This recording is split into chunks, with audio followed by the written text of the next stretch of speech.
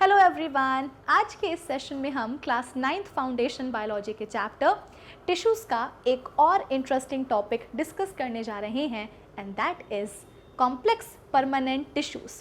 जैसा कि आप सभी को पता है कि इस चैप्टर टिश्यूज़ में सबसे पहले हम बात कर रहे हैं प्लांट टिश्यूज़ की, तो आज के इस सेशन में हम प्लांट टिश्यूज़ का एक और टाइप डिस्कस करने जा रहे हैं and that is complex permanent tissues. So I hope कि इस सेशन का जो टारगेट है सभी को एकदम क्लियर है। तो अब एक काम करते हैं, फटाफट से बिना किसी देरी के इस सेशन को हम करते हैं start. So this is Vibhuti Khare, welcome back to Magnet Brains IIT JEE NEET channel, जहां पर आपको सभी चैप्टर्स के वीडियो लेक्चर्स मिलते हैं बिल्कुल फ्री ऑफ कॉस्ट। यानी कि मैग्नेट ब्रेन्स में आपको 2 चैप्टर्स पढ़ने के बाद किसी भी तरह का पेमेंट करने की या पैकेज परचेज करने की रिक्वायरमेंट बिल्कुल भी नहीं है, क्योंकि मैग्नेट ब्रेन्स आप सभी तक पहुंचा रहा है क्वालिटी एजुकेशन बिल्कुल फ्री ऑफ कॉस्ट। तो इसी अच्छी बात से हम स्टार्ट कर लेते हैं आज का हमारा ये सेशन। आइए ओके, सो आज के इस सेशन की कहानी शुरू करते हैं। अब देखो, ऐसा है कि प्रीवियस सेशन से हम डिस्कस करते आ रहे हैं परमानेंट टिश्यूज़ को, है ना। एक काम करते हैं, थोड़ा सा हम लिख लेते हैं ताकि चीज़ों को समझना आपके लिए थोड़ा सा और आसान हो जाए, ठीक है। तो बात बस इतनी सी है कि पिछले सेशन से हम डिस्कस करते आ रहे हैं परमानेंट टिश्यूज़ को। सो परमानेंट टिश्यूज़, ठीक। और मैंने आपको ये समझाया था कि बच्चों, जब हम बात करते हैं परमानेंट टिश्यूज़ की, तो परमानेंट टिश्यूज़ के होते हैं 2 टाइप्स। परमानेंट टिश्यूज़ के होते हैं 2 टाइप्स। कौन कौन से? तो एक टाइप होता है simple permanent tissues, simple permanent tissues, समझे?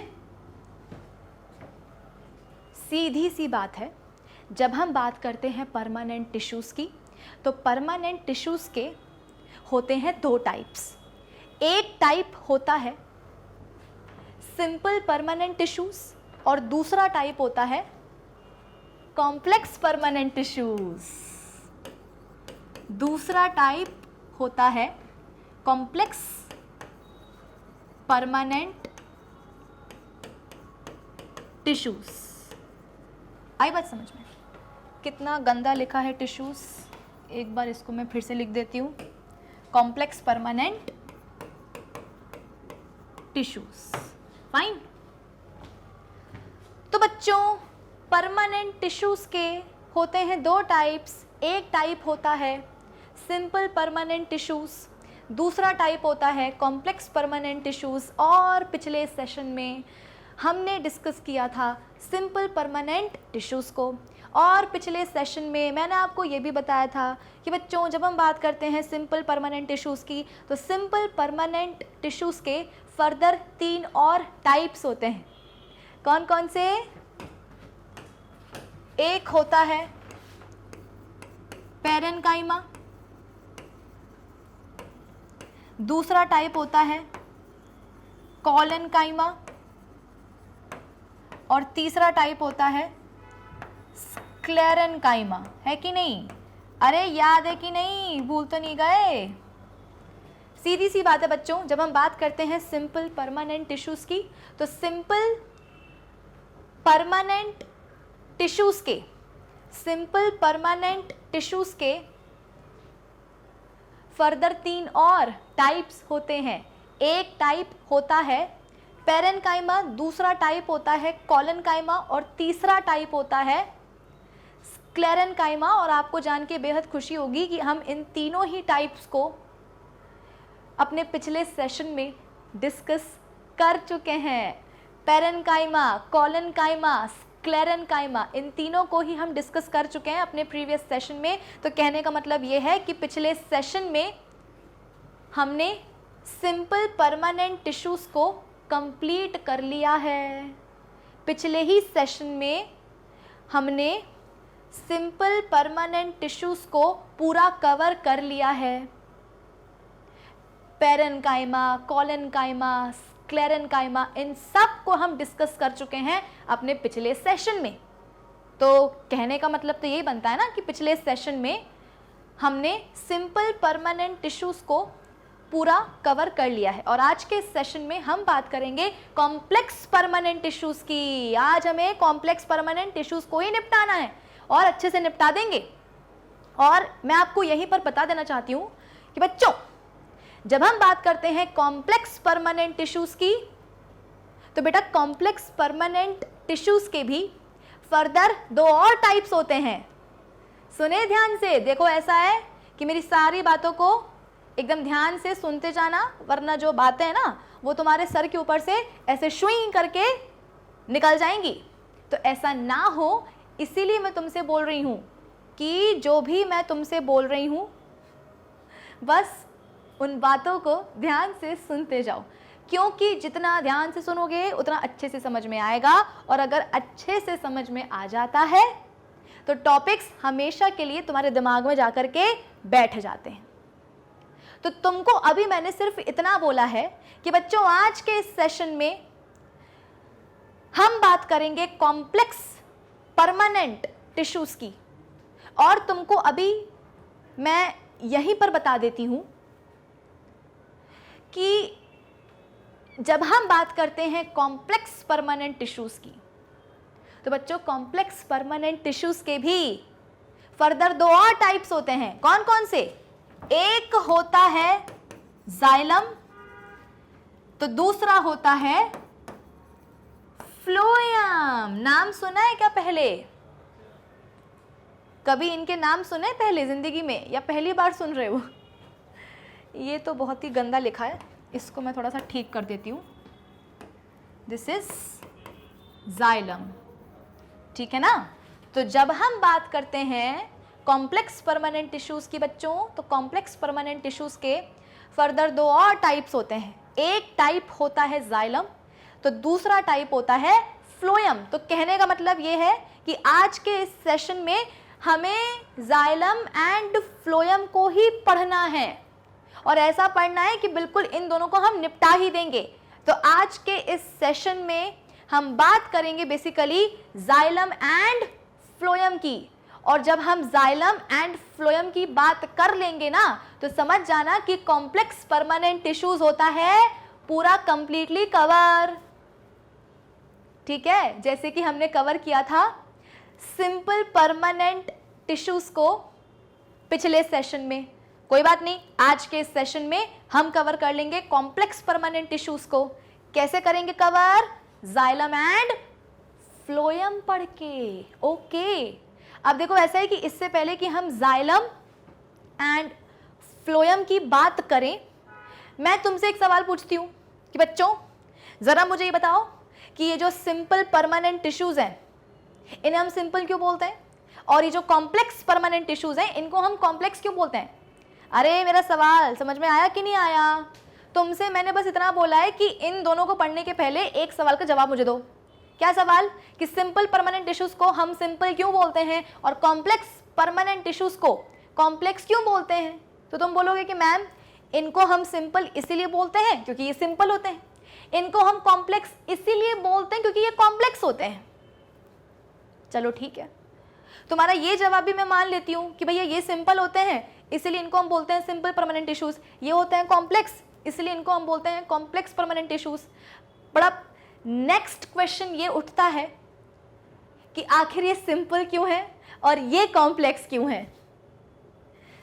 तुम्हारा जवाब क्या था कि मैम ये सिंपल होते हैं ना इसीलिए इन परमानेंट टिश्यूज को हम बोलते हैं सिंपल परमानेंट टिश्यूज, ये कॉम्प्लेक्स होते हैं इसीलिए इन परमानेंट टिश्यूज को हम बोलते हैं कॉम्प्लेक्स परमानेंट टिश्यूज। बट अब दूसरा सवाल ये बनता है ना कि किस खुशी में ये सिंपल है और किस खुशी में ये कॉम्प्लेक्स है।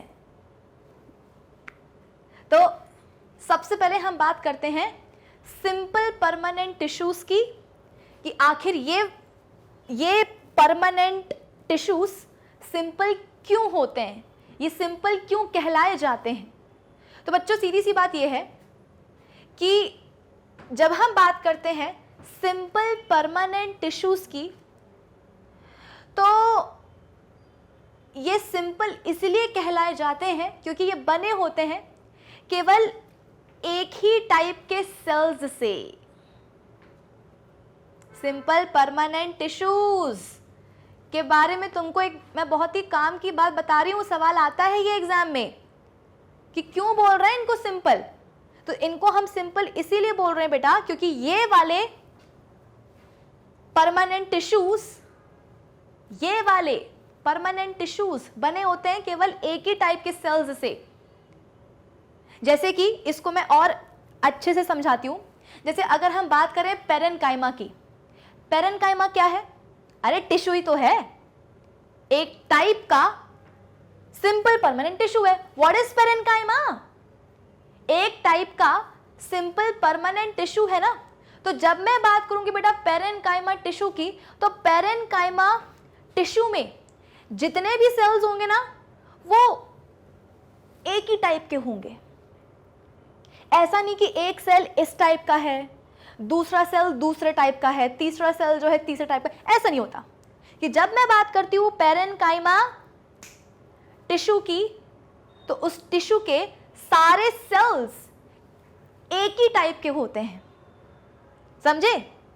और जब मैं बात करती हूं सपोज कोलेनकाइमा टिश्यू की, तो बेटा कोलेनकाइमा टिश्यू के जो सेल्स होते हैं ना वो भी एक ही टाइप के होते हैं।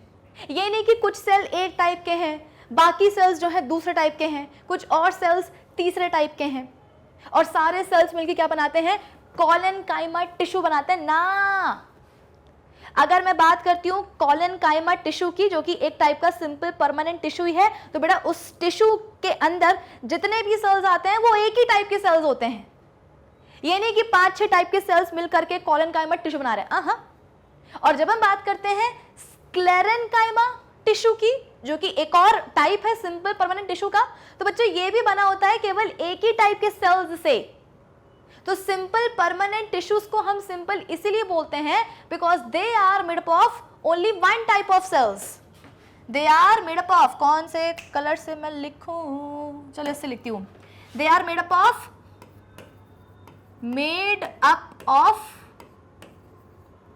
Only one type of cells.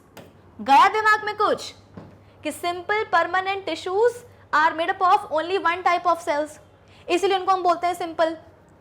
अब अगर तुमको ये समझ में आया है तो फिर तुम्हारे लिए ये समझना बिल्कुल भी मुश्किल नहीं होगा कि हम कॉम्प्लेक्स परमानेंट टिश्यूज को कॉम्प्लेक्स क्यों बोलते हैं, क्योंकि ये बने होते हैं more than one type of cell से।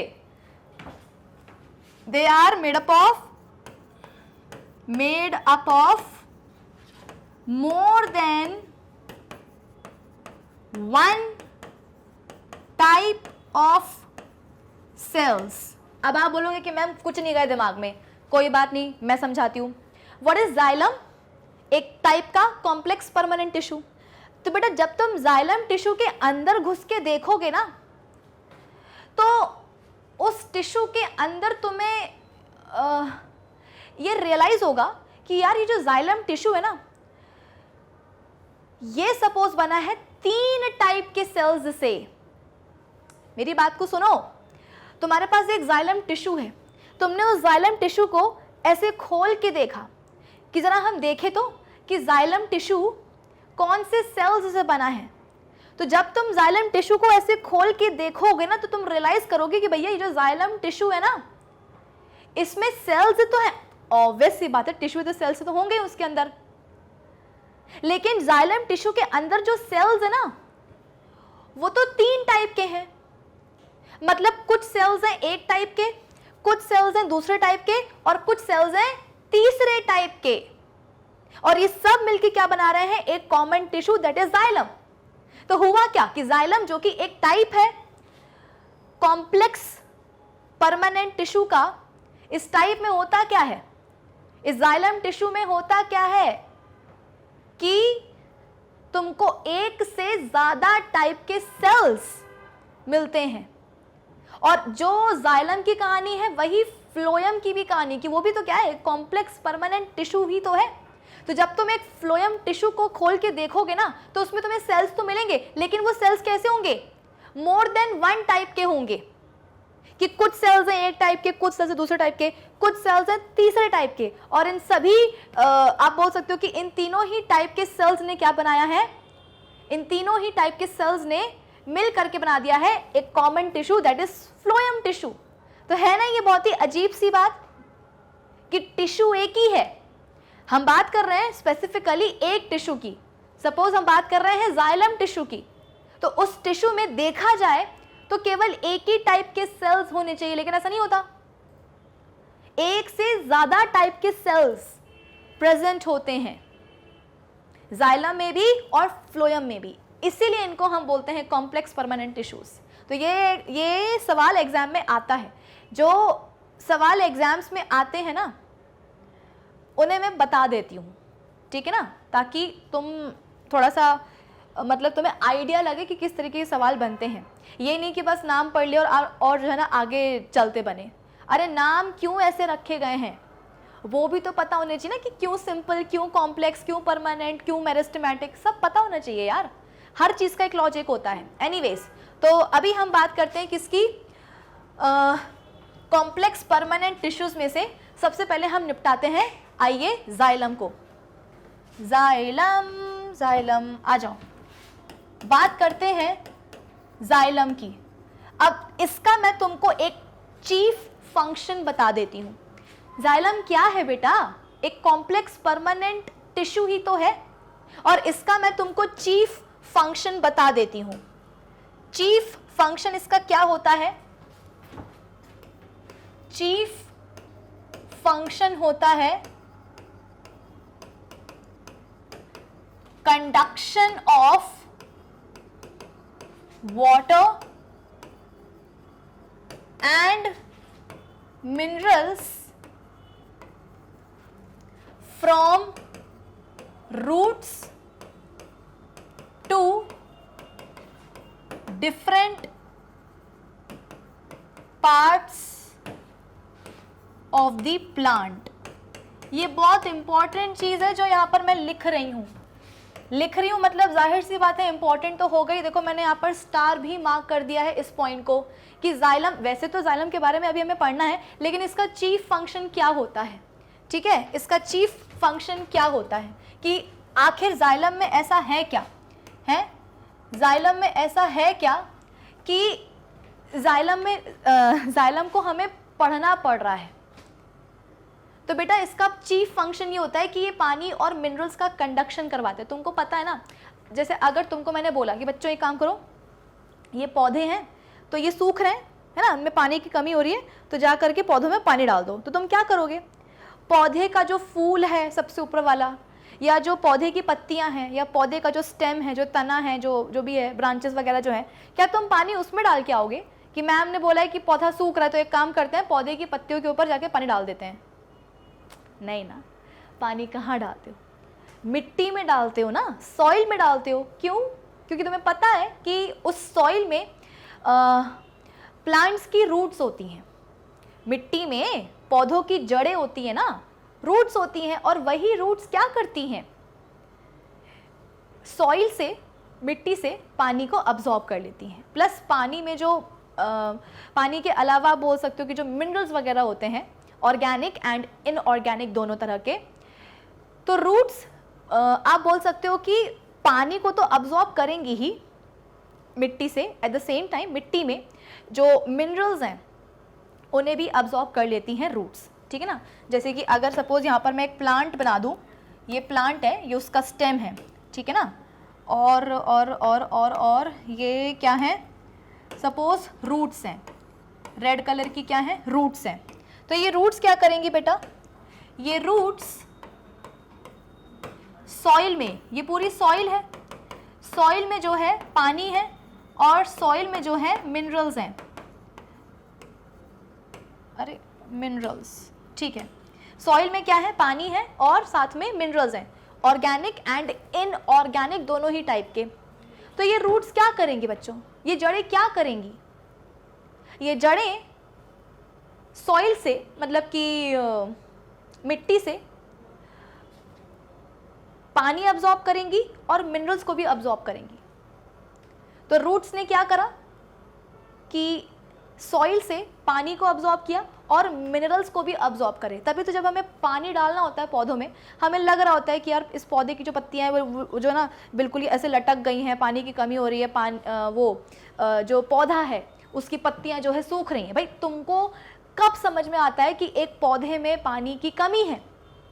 जब उसकी पत्तियां एकदम मुरझा जाती हैं, है ना, स्टेम थोड़ा सा ऐसे लटक सा जाता है, कुछ लीव्स जो हैं वो पीली होने लग जाती हैं, तो तुम्हें ये रियलाइज़ होता है कि यार इस पौधे को तो सफिशिएंट पानी नहीं मिल रहा है, पानी की कमी है। तो तुम क्या करते हो, जाकर मिट्टी में ही तो पानी डालते हो ना। क्यों? क्योंकि मिट्टी में होती हैं उस प्लांट की रूट्स, और रूट्स क्या करती हैं? रूट्स क्या करती हैं? उसी मिट्टी से, उसी सॉइल से पानी को अब्जॉर्ब कर लेती हैं। और अब्जॉर्ब करने के बाद में पानी कहाँ जाता है बच्चों? पानी आ जाता है रूट्स में। अरे रूट्स ने पानी को अब्जॉर्ब किया, रूट्स ने पानी को अब्जॉर्ब किया सॉइल से, तो पानी कहाँ आ गया? पानी आ गया रूट्स में। तो ये ब्लू ब्लू क्या है? ये ब्लू ब्लू है वाटर। ये ब्लू ब्लू है क्या? वाटर, जो कि रूट्स में आ चुका है। कहाँ से? सॉइल से। इसके अलावा अगर मैं तुमको बोलूँ कि बच्चों ये जो प्लांट है इसमें जो है न्यूट्रिशन की कमी हो रही है, तो तुम क्या करोगे? जाके खाद, है ना, फर्टिलाइजर्स वगैरह यूज़ करोगे और डालोगे। कहाँ डालोगे? तो पौधे के स्टेम या उसकी पत्तियों के ऊपर डालोगे क्या?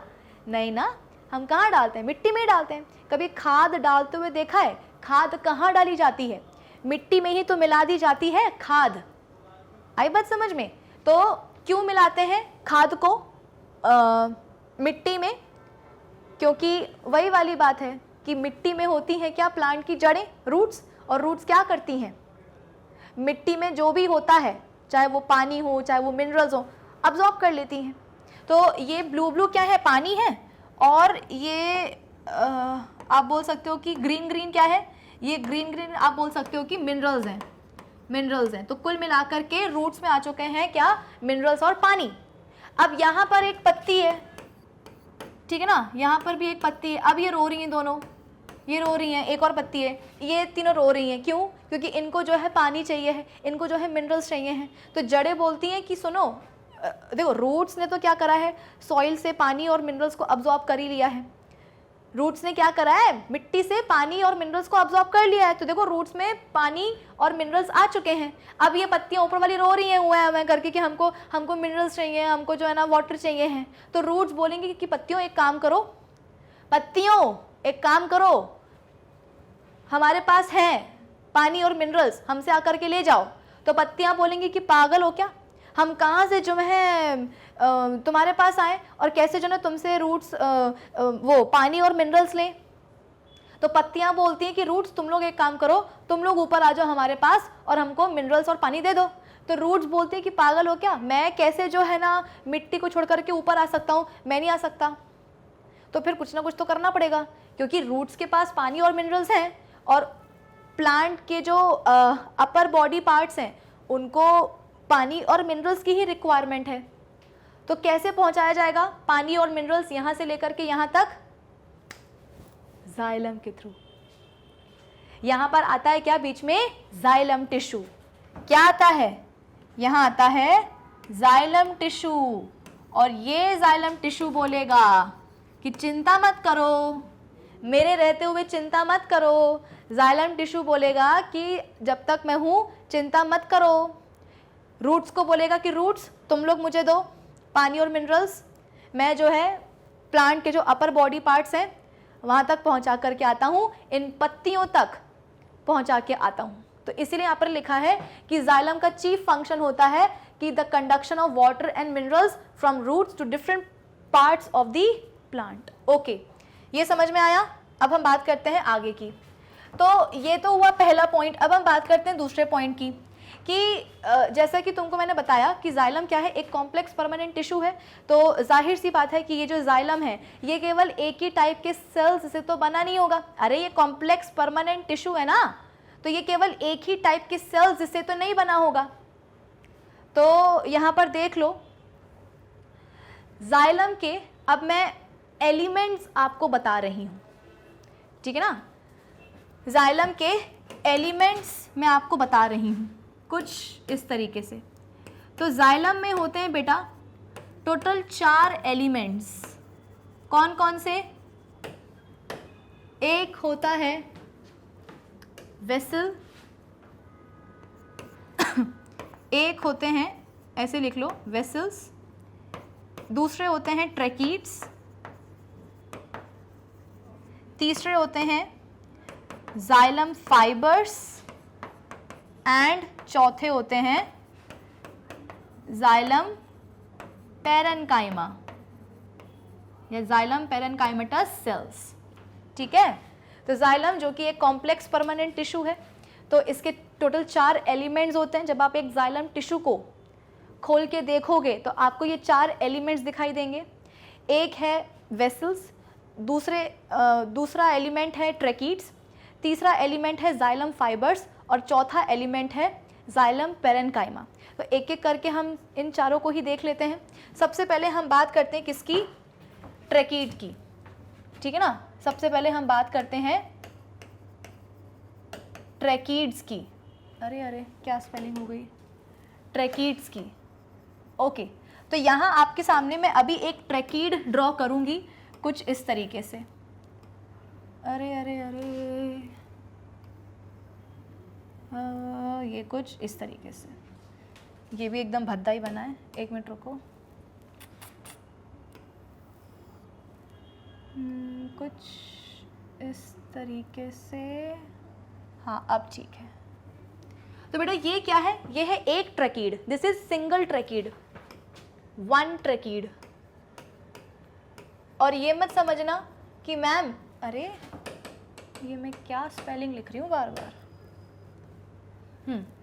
ये हुआ एक ट्रैकीड।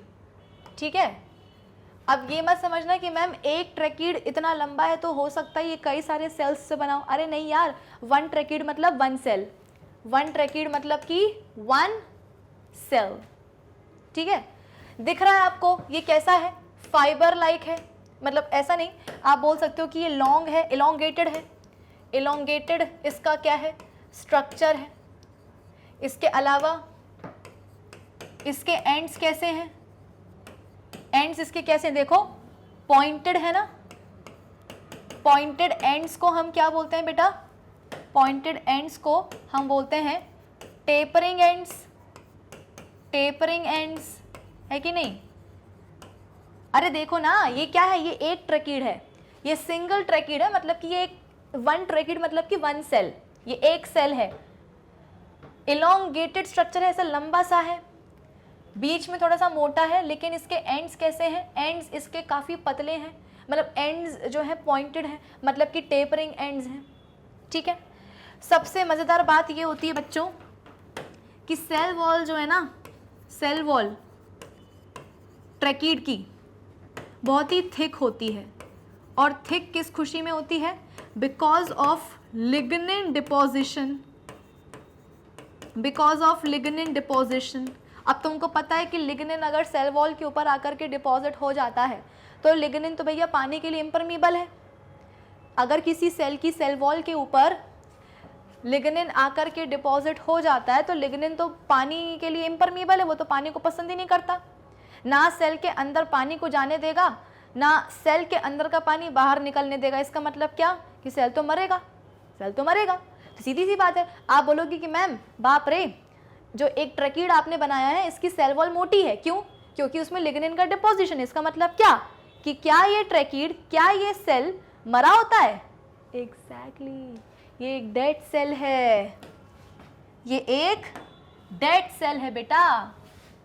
Therefore it is a dead cell. और तुमको जान के खुशी होगी कि जाइलम के जो अधिकतर एलिमेंट्स हैं, 4 एलिमेंट्स तुमको मैंने बताए हैं, 4 में से 3 ऐसे होते हैं जो मरे होते हैं। सिर्फ जो जाइलम पैरेन्काइमा सेल्स है ना, बस वो जिंदा होते हैं। क्यों? क्योंकि वो तो पैरेन्काइमेटस सेल्स हैं, वो जिंदा रहते हैं। ठीक है ना, बाकी ट्रैकीड्स, वेसल्स, जाइलम फाइबर्स, ये सब मरे हुए रहते हैं, डेड रहते हैं। वही लिग्निन का डिपोजिशन आकर के हो जाता है सेल वॉल के ऊपर। तो लिग्निन जो है वाटर इम्परमीबल है, लिग्निन जो है वो क्या बोलते हैं, सेल के अंदर लिग्निन का डिपोजिशन जो होता है सेल वॉल के ऊपर, उससे होता क्या है कि सेल के अंदर पानी नहीं आ पाता और सेल के अंदर का जो पानी वो बाहर नहीं निकल पाता, तो सेल अल्टीमेटली मर जाता है। तो ट्रैकीड्स क्या होते हैं बेटा? डेड सेल्स होते हैं। यहाँ पर अभी मैं बात कर रही हूँ एक ट्रैकीड की, तो एक ट्रैकीड क्या है? डेड सेल है। इतना तुमको समझ में आया? आगे की बात करते हैं, आ जाओ। अब आप बोलोगे कि मैम अगर ये डेड है, अगर ट्रैकीड्स डेड होते हैं, डेड सेल्स होते हैं, तो फिर ये क्या ही कर लेंगे? मैम अगर ट्रैकीड्स डेड सेल्स हैं तो फिर ये क्या ही कर लेंगे? आपने तो बड़ा कहा था कि जाइलम एक ऐसा कॉम्प्लेक्स परमानेंट टिश्यू है जिसका चीफ फंक्शन होता है वाटर एंड मिनरल्स का कंडक्शन करवाना from roots to different parts of the plant. तो यहाँ पर तो आप बोल रहे हो कि जो ट्रैकीड्स हैं, है ना, वो क्या हैं? डेड सेल्स हैं। तो डेड सेल्स क्या ही उखाड़ लेंगे? बताती हूँ मैं क्या उखाड़ लेंगे। देखो यहाँ पे सबसे पहले तुमको मैं ये बता देती हूँ कि ट्रैकीड्स का आपस में अरेंजमेंट कैसे होता है। देखो जैसे कि तो ये एक ट्रैकीड है ना, ये एक ट्रैकीड दूसरे ट्रैकीड के साथ कैसे जुड़ा होता है वो मैं तुमको समझा देती हूँ। जुड़ा मतलब कि कैसे एक ट्रैकीड दूसरे ट्रैकीड के कांटेक्ट में होता है वो तुमको मैं समझा देती हूँ। यहाँ देखो, ये हुआ एक ट्रैकीड, ठीक है, एक ट्रैकीड, इसको थोड़ा सा हमने हाँ ऐसे बनाया। फिर ये हुआ दूसरा ट्रैकीड,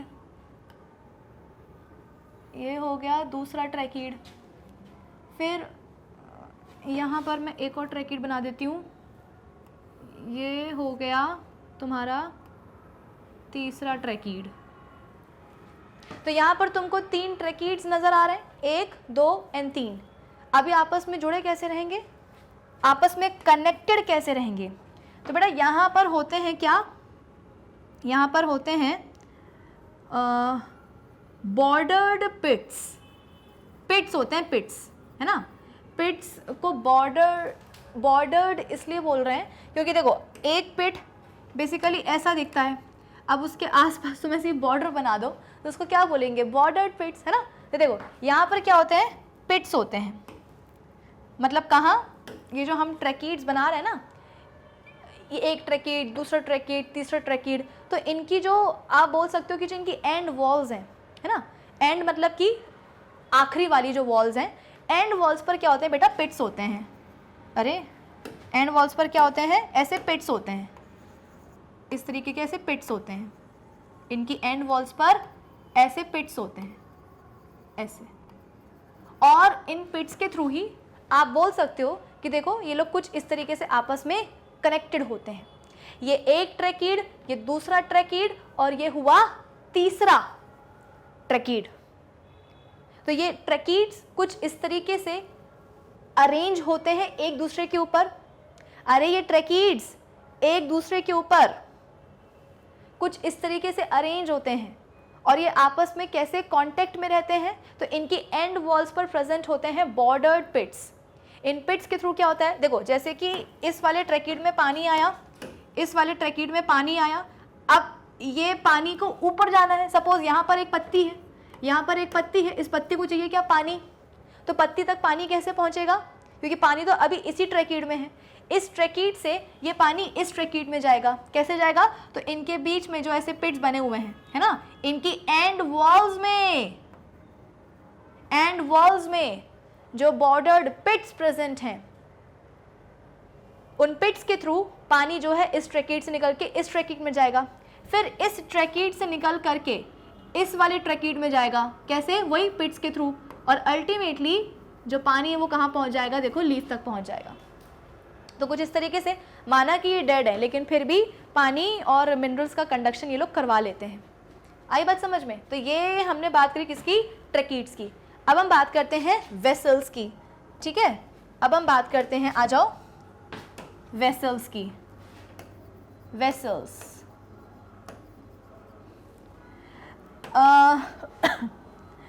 अगर मैं एक वेसल सेल बनाऊं तो वो कुछ ऐसा बनता है। देखो अगर मैं एक वेसल सेल बनाऊं तो वो कुछ ऐसा बनता है, सिलेंड्रिकल। ये कैसा है? सिलेंड्रिकल, है ना। तो अगर मैं एक वेसल सेल की बात करूं तो वेसल सेल का स्ट्रक्चर कैसा होता है, सिलेंड्रिकल, सिलेंड्रिकल, ठीक है ना, कुछ इस तरीके से। और बड़ी बात ये है कि इनकी सेल वॉल भी थिक होती है। ये जो यहाँ पर मैंने एक वेसल सेल बनाया है ना बेटा, इस सेल की भी सेल वॉल थिक होती है। क्यों? Again because of lignin deposition, lignin deposition.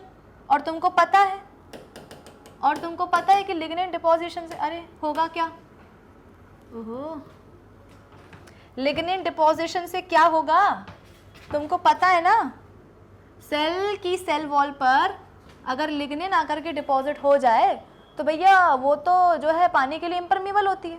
Lignin का जो डिपोजिशन हुआ है उस डिपोजिशन के कारण सेल के अंदर पानी नहीं जा सकता, और सेल के अंदर का जो पानी है वो सेल के बाहर नहीं जा सकता, मतलब सेल तो मर जाने वाला है ना। तो यहाँ पर मैं लिख सकती हूँ कि लिग्निन डिपोजिशन होता है यहाँ पर, और इसी डिपोजिशन के कारण वेसल्स भी कैसे होते हैं बेटा, vessels are dead cells, vessels are dead elements. Okay, next. अब देखो ये जो एक वेसल सेल यहां पर मैंने बनाया है, इस सेल की जो एंड वॉल है, अरे ये सिलेंड्रिकल शेप तुमको दिख रहा होगा, एक काम करती हूँ मैं इसको थोड़ा सा यहां पर बनाती हूँ, ठीक है। ये एक वेसल सेल है, इसकी जो दो एंड वॉल्स हैं, एंड वॉल्स मतलब कि ये वाली और ये वाली, अरे एक तुम्हारे पास सिलेंडर है तो उसके एंड्स कौन कौन से होंगे, एक ये एंड होगा, एक ये एंड होगा, है ना। तो ये जो आपके पास वेसल सेल है, इसकी जो दो एंड वॉल्स हैं, एक ये वाली और एक ये वाली, तो एंड वॉल्स या तो एब्सेंट ही होती हैं या फिर होंगी भी तो उनमें कुछ परफोरेशंस प्रेजेंट होते हैं। जैसे कि ये एक वेसल सेल है, ठीक है ना, और इस वेसल सेल की सपोज यहाँ पर मैं एक एंड वॉल बनाई देती हूँ, ये रही एंड वॉल, एंड वॉल, ठीक है। और इस एंड वॉल में बेटा क्या होते हैं, परफोरेशंस होते हैं, ऐसे ऐसे परफोरेशंस होते हैं। अब आप बोलोगे कि मैम क्यों है परफोरेशंस, यहाँ पे तो मैंने फिर भी जो है ना एंड वॉल में परफोरेशंस बना दी हैं। कभी कभी तो वेसल सेल्स में आपको परफोरेशंस, मतलब वेसल सेल्स की जो वो हैं एंड वॉल्स हैं, वो कभी कभी तो वो वॉल्स ही गायब होती हैं। ये एक वेसल सेल है, सिलेंड्रिकल आपको दिख रहा होगा स्ट्रक्चर में। ये क्या है, इस सेल ये वाली और ये वाली, ये और ये क्या है, एंड वॉल्स हैं। अरे यहाँ और यहाँ ये क्या है, दोनों एंड वॉल्स हैं इस वेसल सेल की। तो बोला जाता है कि वेसल सेल्स में या तो एंड वॉल्स होती नहीं है, होती भी हैं तो परफोरेटेड होती है। तो यहाँ पर मैंने बाकायदा एंड वॉल बनाई है और उसमें परफोरेशन भी दिखाई हैं। अब आप बोलोगे मैम ऐसा होता क्यों है, रीज़न है, रीज़न ये है कि ये एक वेसल सेल है, इसके ऊपर एक और वेसल सेल आता है। जैसे कि देखो ट्रैकीड्स आपस में कुछ इस तरीके से अरेंज होते हैं, वैसे ही ये वेसल सेल्स भी एक दूसरे के ऊपर कुछ इस तरीके से अरेंज होते हैं। ये तो बहुत ही भद्दा बन गया, यहाँ देखो, हाँ ये एक वेसल सेल, ये दूसरा, ये तीसरा, इसके ऊपर आएगा चौथा, चौथे के ऊपर आएगा पांचवा। तो आप देख सकते हो कि, बल्कि मैं तो कहती हूँ तुम यहाँ भी बना दो नीचे एक और, हैं क्या जाता है। तो यहाँ पर तो तुम देख सकते हो कि यार कितनी शानदार सी जो है एक चैनल बन गया है, एक लंबी सी ट्यूब बन गई है वेसल सेल्स की, है ना। तो इसी को तो हम बोलते हैं क्या, वेसल। तो कई बार आपको किताबों में लिखा मिलेगा कि यार वेसल तो मतलब एक वेसल जो है वो मल्टी सेलुलर होता है। ट्रैकीड के लिए हमने बोला कि ना, ट्रैकीड कैसा है, वन ट्रैकीड मतलब कि वन सेल, ये एक ट्रैकीड है, ये एक सेल है, बस सेल क्या हुआ थोड़ा सा इलोंगेट हो गया है, लंबा सा हो गया है। तो ट्रैकीड मतलब कि वन सेल, वन ट्रैकीड मतलब कि वन सेल, ये एक ट्रैकीड, ये दूसरा ट्रैकीड, ये तीसरा ट्रैकीड। लेकिन जब हम बात करते हैं एक वेसल की तो तुमको वेसल पूरा एक ऐसा दिखेगा, वेसल तुमको पूरा ऐसा दिखेगा, जिसमें बड़े सारे क्या होंगे, आप बोल सकते हो कि वेसल सेल्स होंगे। और वेसल सेल्स एक दूसरे के ऊपर अरेंज हो जाते हैं, लंबी लंबी ट्यूब्स कंडक्टिंग चैनल्स बनाने के लिए। ये एक वेसल सेल, ये दूसरा, ये तीसरा, चौथा, पांचवा, छठवा, सातवां, तो ये एक के ऊपर एक के ऊपर एक के ऊपर एक ऐसे अरेंज हो जाते हैं बड़े आसानी से। और इनके अरेंजमेंट से क्या होता है, एक लंबी सी कंडक्टिंग ट्यूब बन जाती है, एक अच्छा सा कंडक्टिंग चैनल बन जाता है, जिसको हम क्या बोलते हैं, वेसल बोलते हैं। तो ये वेसल है बेटा।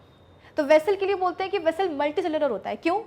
क्योंकि जैसे कि तुमको मैंने बताया कि ये एक वेसल सेल है, ये दूसरा है, ये तीसरा है, ये चौथा है, ये पांचवा है, ये छठवा है, ये सातवां है। तो यहाँ पर बड़े सारे क्या हैं, वेसल सेल्स हैं। मैच्योरिटी पे क्या होता है, मैच्योरिटी पे आप बोल सकते हो कि इन वेसल सेल्स की जो एंड वॉल्स होती है ना, वो तक गायब हो जाती हैं, कुछ इस तरीके से इसे गायब हो जाती हैं। तो अब आप मुझे बताओ कि क्या ये सेल्स एक दूसरे से जुड़ नहीं गए हैं? ऐसा नहीं लग रहा कि ये सेल्स एक दूसरे के साथ में फ्यूज हो गए हैं, है ना? मैच्योरिटी पे क्या होता है, एंड वॉल्स तक इनकी गायब हो जाती हैं। तो इनके बीच में एक क्लियर कट जो है आपको पैसेज दिखाई देता है, एक बड़ा सा आपको बढ़िया सा पैसेज दिखाई देता है, चैनल दिखाई देता है। और इसी चैनल में क्या होता है, पानी और मिनरल्स फ्लो करते हैं। ये देखो, ये तो कहने को तो एक लंबी सी कंडक्टिंग ट्यूब या चैनल बन गया है for the transportation of water and minerals, और इसी को हम क्या बोलते हैं, वेसल। और क्योंकि ये वेसल बना हुआ है बड़े सारे वेसल सेल्स से, इसलिए हम बोलते हैं कि भैया वेसल क्या है, एकदम मल्टी सेलुलर है। आई बात समझ में? खैर इतना डेप्थ में अगर आप याद ना रख सको, लेकिन इतना तो तुम याद रख ही सकते हो ना कि जब हम बात करते हैं एक वेसल सेल की, क्या एक वेसल सेल की, तो वो सिलेंड्रिकल होता है, ठीक है ना। सेल वॉल थिक होती है, लेकिन इनका डिपोजिशन होता है, और जिसके कारण जो वेसल सेल्स हैं वो डेड सेल्स हो जाते हैं। ये वेसल सेल्स जो हैं ये एक के ऊपर एक के ऊपर एक के ऊपर एक अरेंज होकर के लॉन्ग कंडक्टिंग ट्यूब्स या चैनल्स बनाते हैं। आई समझ में कि ये वेसल सेल्स एक दूसरे के ऊपर अरेंज होकर के लंबे लंबे कंडक्टिंग ट्यूब्स या चैनल्स बनाते हैं for the conduction of water and minerals from roots to different parts of the plants. तो कहने को तो वेसल सेल जो है एक, उसकी जो एंड वॉल्स होती हैं या तो वो गायब ही होंगी या परफोरेटेड होती हैं। तो यहाँ पे होता क्या है, at maturity in vessel cells की जो एंड वॉल्स हैं वो गायब ही हो जाती हैं। तो एक तरीके से ये सारे सेल्स एक दूसरे के साथ में फ्यूज हो जाते हैं, और आप देख सकते हो कि इनके अंदर एक खोखला रास्ता बन गया। भाई तुमको अगर गार्डन में पानी डालना है तो तुम कैसे डालोगे, पाइप के थ्रू डालोगे। तो पाइप भी तो क्या होता है तुम्हारा, सिलेंड्रिकल एक स्ट्रक्चर ही तो होता है बेटा। पाइप भी तो एक सिलेंड्रिकल ट्यूब ही होती है जो अंदर से खोखली होती है, होती कि नहीं होती। तो उस सिलेंड्रिकल ट्यूब के ही अंदर क्या होता है, पानी फ्लो करता है और फिर वो पानी बाहर आता है। तो यहाँ पर भी तो ऐसे ही है कि ये वेसल सेल्स एक दूसरे के ऊपर अरेंज हो गए हैं। ये सारे के सारे वेसल सेल्स बेटा एक दूसरे के ऊपर अरेंज हो गए हैं और एक लंबी सी कंडक्टिंग ट्यूब या चैनल बना ली है, और एट मैच्योरिटी इनकी एंड वॉल्स भी गायब हो जाती हैं।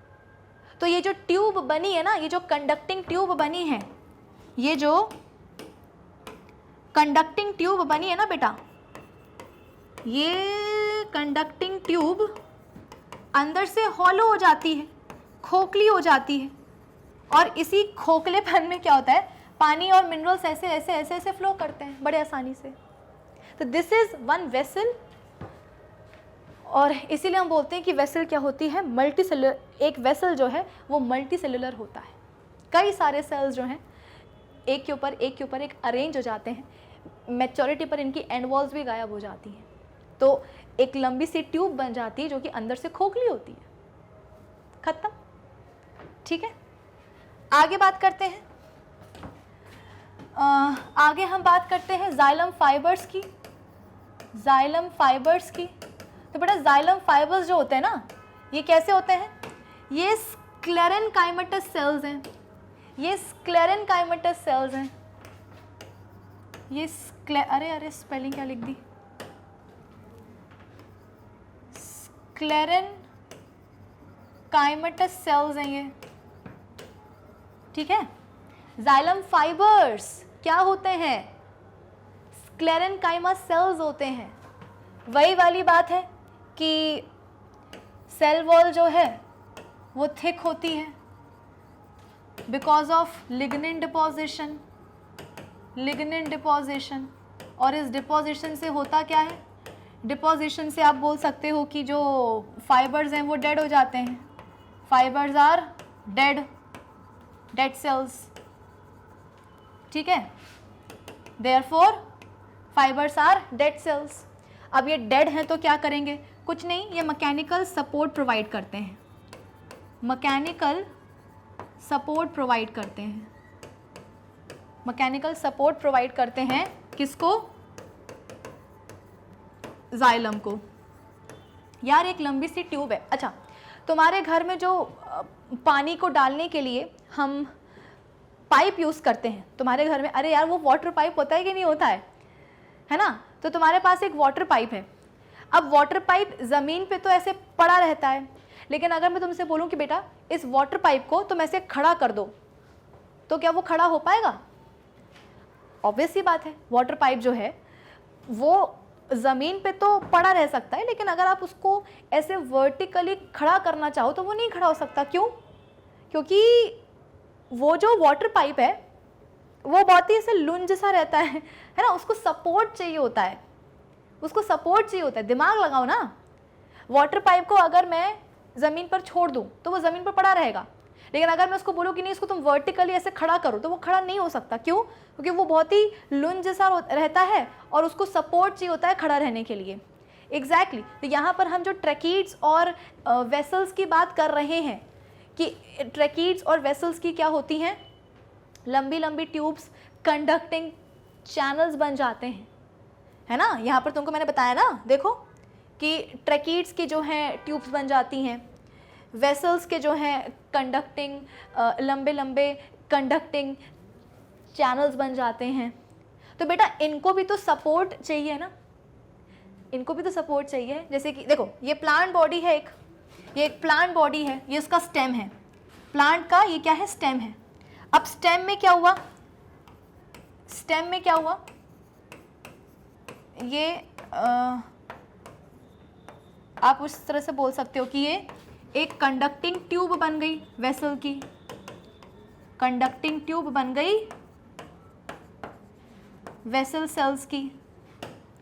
तो बेटा इस ट्यूब को सपोर्ट प्रोवाइड करने के लिए यहाँ पर होते हैं ये जाइलम फाइबर्स, ऐसे ऐसे ऐसे ऐसे,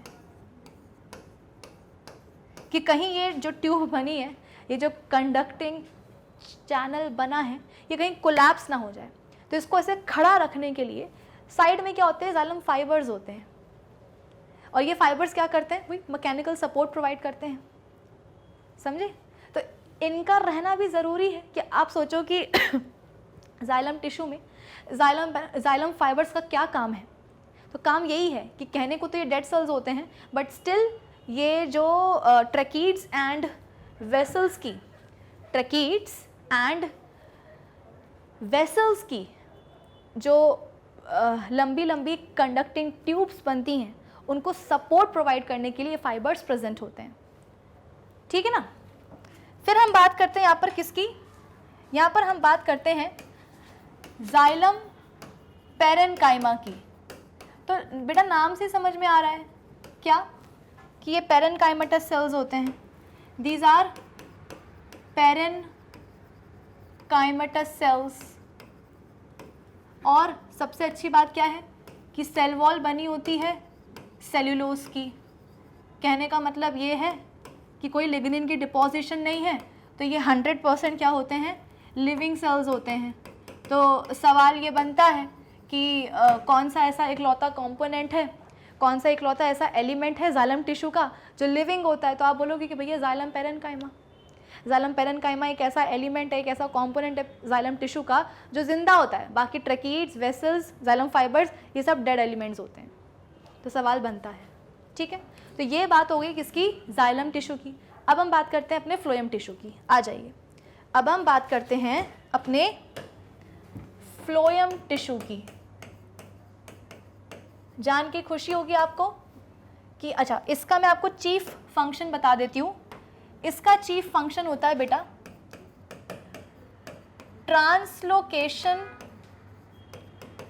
translocation of food from leaves to different parts of the plant. अब आप बोलोगे कि मैम ये ट्रांसलोकेशन का मतलब क्या होता है? फूड का जो ट्रांसपोर्टेशन होता है ना, उसके लिए हम एक फैंसी वर्ड लेते हैं ट्रांसलोकेशन, ठीक है ना। फूड का जो कंडक्शन हो रहा है, फूड का जो ट्रांसपोर्टेशन हो रहा है लीव्स से प्लांट्स के डिफरेंट पार्ट्स तक, उसे हम बोलते हैं ट्रांसलोकेशन, ठीक है ना। तो जाइलम का चीफ फंक्शन क्या होता है? पानी और मिनरल्स का कंडक्शन रूट्स से लेकर के प्लांट के डिफरेंट पार्ट्स तक। और फ्लोएम का फंक्शन क्या होता है? चीफ फंक्शन फूड का translocation from leaves to different parts of the plant. तुमको पता है ना कि एक प्लांट की, जैसे कि ये प्लांट है, ये एक प्लांट है, इसकी ये रूट्स हैं, है ना, ये स्टेम हो गया और ये क्या हो गई, लीव्स हो गई, ठीक है। तो ये अपना सुंदर सा प्लांट है, ये उसका पूरा स्टेम है, ये ब्रांचेज हैं, ये पत्तियां हैं, ये रूट्स हैं। अब तुमको पता है कि यहाँ पर क्या होता है, लीव्स में क्या होता है बेटा? लीव्स में फोटोसिंथेसिस होती है ना, लीव्स में फोटोसिंथेसिस होती है। बचपन से पढ़ते आ रहे हैं कि फोटोसिंथेसिस क्या है। फोटोसिंथेसिस क्या होती है? एक ऐसी प्रोसेस जिससे कि प्लांट्स अपना खाना बनाते हैं। अरे फोटोसिंथेसिस मतलब क्या? एक ऐसी प्रोसेस जिससे कि प्लांट्स अपना खाना बनाते हैं। खाना मतलब क्या? आप बोल सकते हो कि ग्लूकोज, ठीक है ना। तो यहाँ पे क्या बन गया है? सपोज ग्लूकोज बन गया है, या ऐसा लिख लो कि यहाँ पर प्लांट का फूड बन गया है।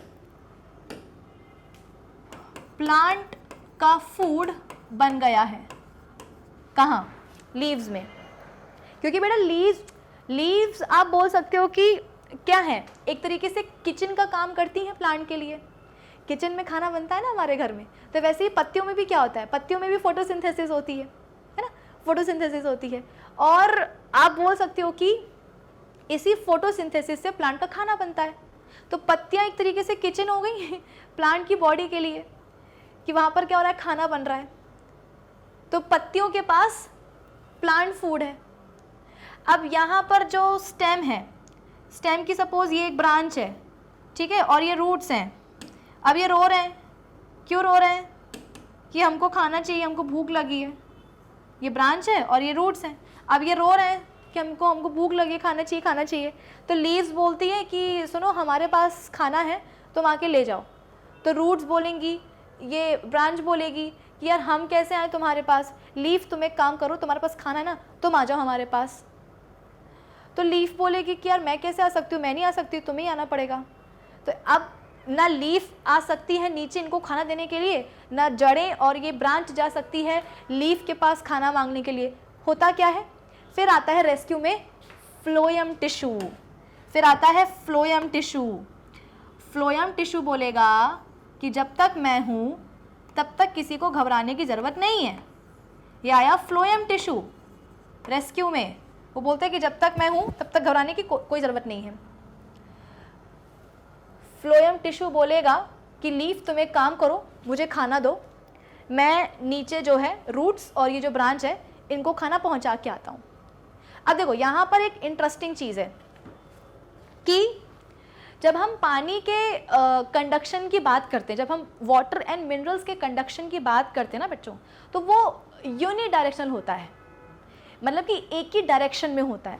अपना दिमाग खुद लगाओ। जड़ों ने मिट्टी से क्या किया? जड़ों ने मिट्टी से क्या किया? वाटर एंड मिनरल्स को अब्जॉर्ब कर लिया। अब जितना जड़ों को ज़रूरत है पानी की और मिनरल्स की, उतना वो अपने पास रखेंगे। बाकी जो एक्स्ट्रा में जो पानी और जो मिनरल्स हैं उनको प्लांट के जो अपर बॉडी पार्ट्स हैं उन तक पहुंचा दिया जाता है जाइलम टिश्यू के थ्रू। मेरी बात को समझो बेटा, रूट्स ने क्या करा है, सॉइल से वाटर एंड मिनरल्स को अब्जॉर्ब कर लिया है। अब जितना पानी और मिनरल्स चाहिए होगा जड़ों को वो अपने पास रखेंगे। बाकी जो एक्स्ट्रा या जो एक्सेस पानी और मिनरल्स होंगे ना, उन एक्स्ट्रा वाटर एंड मिनरल्स को रूट्स क्या करेंगी, प्लांट के जो अपर बॉडी पार्ट्स हैं, प्लांट के जो अपर बॉडी पार्ट्स हैं उन तक भेज देंगी। कैसे? जाइलम टिश्यू के थ्रू। लेकिन जब हम बात करते हैं किसकी, फूड के कंडक्शन की, तो फूड का जो कंडक्शन होता है ना बच्चों, वो यूनिडायरेक्शनल नहीं होता है। फूड, जैसे कि इस लीफ ने जो है ना फूड बनाया, इस लीफ ने फूड बनाया, तो ये जो फूड है ये नीचे भी जाएगा। एट द सेम टाइम यहाँ पर एक बड है, प्लांट है ना ये, तो प्लांट के इधर पे एक छोटा सा बड है। अब बड भी रो रहा है कि मुझे खाना चाहिए, तो फ्लोएम टिश्यू के ही थ्रू ये जो लीफ ने खाना बनाया है ना, ये कहाँ जाएगा बच्चों, ये ऊपर भी जाएगा। तो जब हम पानी और मिनरल्स के कंडक्शन की बात करते हैं तो वो तो एक ही डायरेक्शन में होता है, नीचे से ऊपर की तरफ। अरे दिमाग लगाओ ना, जैसे कि ये स्टेम है प्लांट का, ऐसी ब्रांचेस निकल आई हैं, ब्रांचेस पर ऐसी पत्तियां आ चुकी हैं, ये रूट्स हैं, ठीक है ना।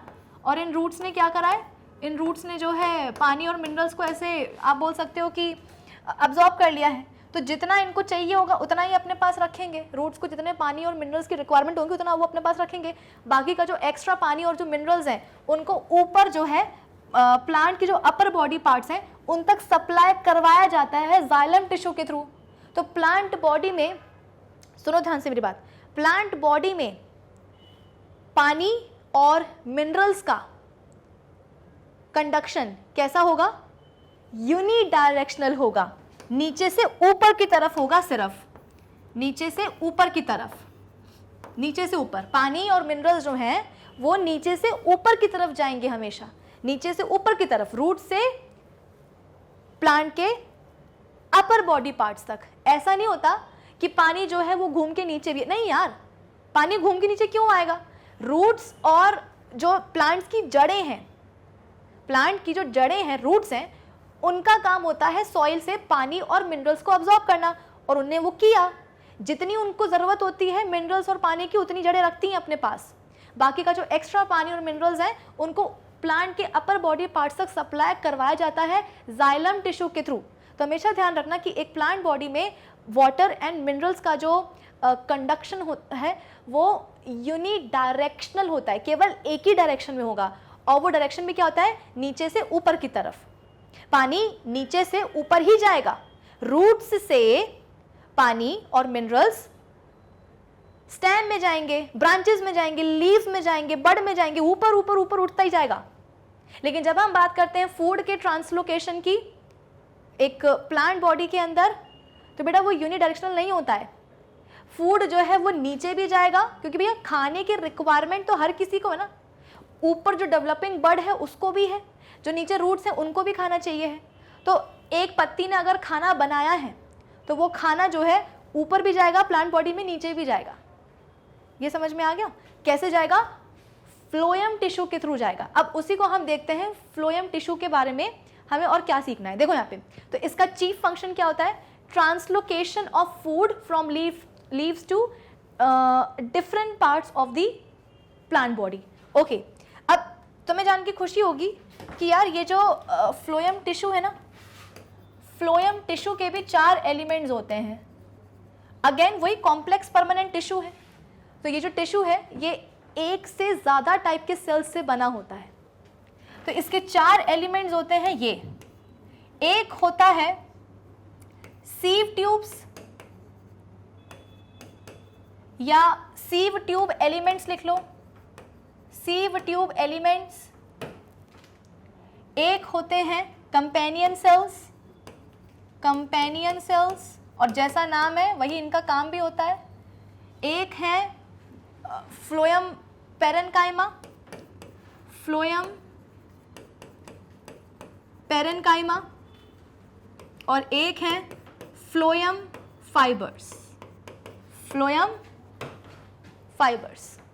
तो अगेन फ्लोएम टिश्यू में भी उसके 4 एलिमेंट्स होते हैं। कौन कौन से? सीव tube elements, companion cells, phloem parenchyma and phloem fibres. सबसे पहले हम बात करते हैं बच्चों सीव ट्यूब एलिमेंट्स की, ठीक है ना। यहाँ पर अब मैं आपके सामने बनाने जा रही हूँ एक सीव ट्यूब एलिमेंट या एक सीव ट्यूब सेल। देखो ये हुआ एक sieve tube element. Sieve tube element या इसको हम सीव ट्यूब सेल भी बोल सकते हैं, ठीक है ना, सेल भी बोल सकते हैं। तो ये कुछ सिलेंड्रिकल स्ट्रक्चर टाइप का होता है। उसके अलावा इसको हम सीव ट्यूब सेल या सीव ट्यूब एलिमेंट बोल क्यों रहे हैं, बताती हूँ मैं। सबसे पहली बात तो यहाँ पर आप लिख सकते हो कि ये ट्यूब लाइक स्ट्रक्चर होता है ना, सिलेंड्रिकल स्ट्रक्चर होता है। अच्छा, ये जो आपके सामने मैंने सीव ट्यूब एलिमेंट या जो सीव ट्यूब सेल बनाया है ना, इसकी 2 एंड प्लेट्स होंगी, एंड वॉल्स होंगी, है ना, एंड वॉल्स होंगी। एक ये वाली एंड वॉल और एक ये वाली एंड वॉल। अगर मैं बात करूँ इस वाली एंड वॉल की, तो बेटा ये जो एंड वॉल होती है ना, इस एंड वॉल में बहुत सारे परफोरेशंस प्रेजेंट होते हैं। परफोरेशंस, छेद प्रेजेंट होते हैं बहुत सारे। ये एक सीव ट्यूब सेल है जिसकी अभी मैं ये वाली एंड वॉल की बात कर रही हूँ। इस वाली एंड वॉल में बहुत सारे परफोरेशंस प्रेजेंट होते हैं, बहुत सारे परफोरेशंस प्रेजेंट होते हैं। परफोरेशंस प्रेजेंट होते हैं और इन्हीं परफोरेशंस के कारण ये जो एंड वॉल है ना, ये बिल्कुल छन्नी जैसी दिखती है। वो जो चाय छानने वाली छन्नी होती है, उसमें भी क्या होता है, बहुत सारे ऐसे परफोरेशंस, बहुत सारे ऐसे गड्ढे होते हैं कि नहीं होते हैं, छेद होते हैं कि नहीं होते हैं। बस वही चीज़ है कि जो आपके सामने सीव ट्यूब सेल मैंने बनाया है, इसकी जो ये एंड वॉल है ना, इस एंड वॉल में बहुत सारे परफोरेशंस होते हैं, जिसके कारण, इन परफोरेशंस के कारण ही ये एंड वॉल एक छन्नी जैसी दिखाई देती है। और ऐसी ही परफोरेटेड एंड वॉल को हम क्या बोलते हैं बेटा? सीव प्लेट बोलते हैं। क्या बोलते हैं? सीव प्लेट बोलते हैं। छन्नी जैसी जो एंड वॉल है ना, एंड वॉल में बहुत सारे परफोरेशंस हैं जिसके कारण वो छन्नी जैसी दिखती है। तो इस छन्नी जैसी एंड वॉल को बेटा, छन्नी जैसी एंड वॉल को ही हम क्या बोलते हैं? सीव प्लेट बोलते हैं। सीव प्लेट बोलते हैं। और इसीलिए नाम क्या पड़ गया? क्योंकि ये जो एलिमेंट है, ये जो सेल है, इसमें सीव प्लेट है, इसलिए इसको हम क्या बोलते हैं? सीव ट्यूब एलिमेंट या सीव ट्यूब सेल। ठीक है। अब कुछ नहीं, जैसे कि ये एक सीव ट्यूब एलिमेंट है, इसके ऊपर एक और ऐसे ही एलिमेंट आकर के अरेंज हो जाएगा लाइक दिस। उसकी भी एंड वॉल कैसी होगी? परफोरेटेड ही होगी। मतलब उसके पास भी क्या होगी? उसके पास भी आप बोल सकते हो कि सीव प्लेट होगी, है ना, सीव प्लेट। यहाँ पर भी एक और आ जाएगा, एक और आ जाएगा सीव ट्यूब एलिमेंट। इसके पास भी क्या होगी? एंड वॉल में परफोरेशंस होंगी और ऐसी एंड वॉल को हम क्या बोलेंगे?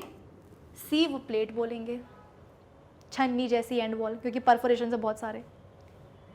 आई बात समझ में? नीचे भी बना दूँ क्या? आ जाओ, नीचे भी बना देते हैं। ये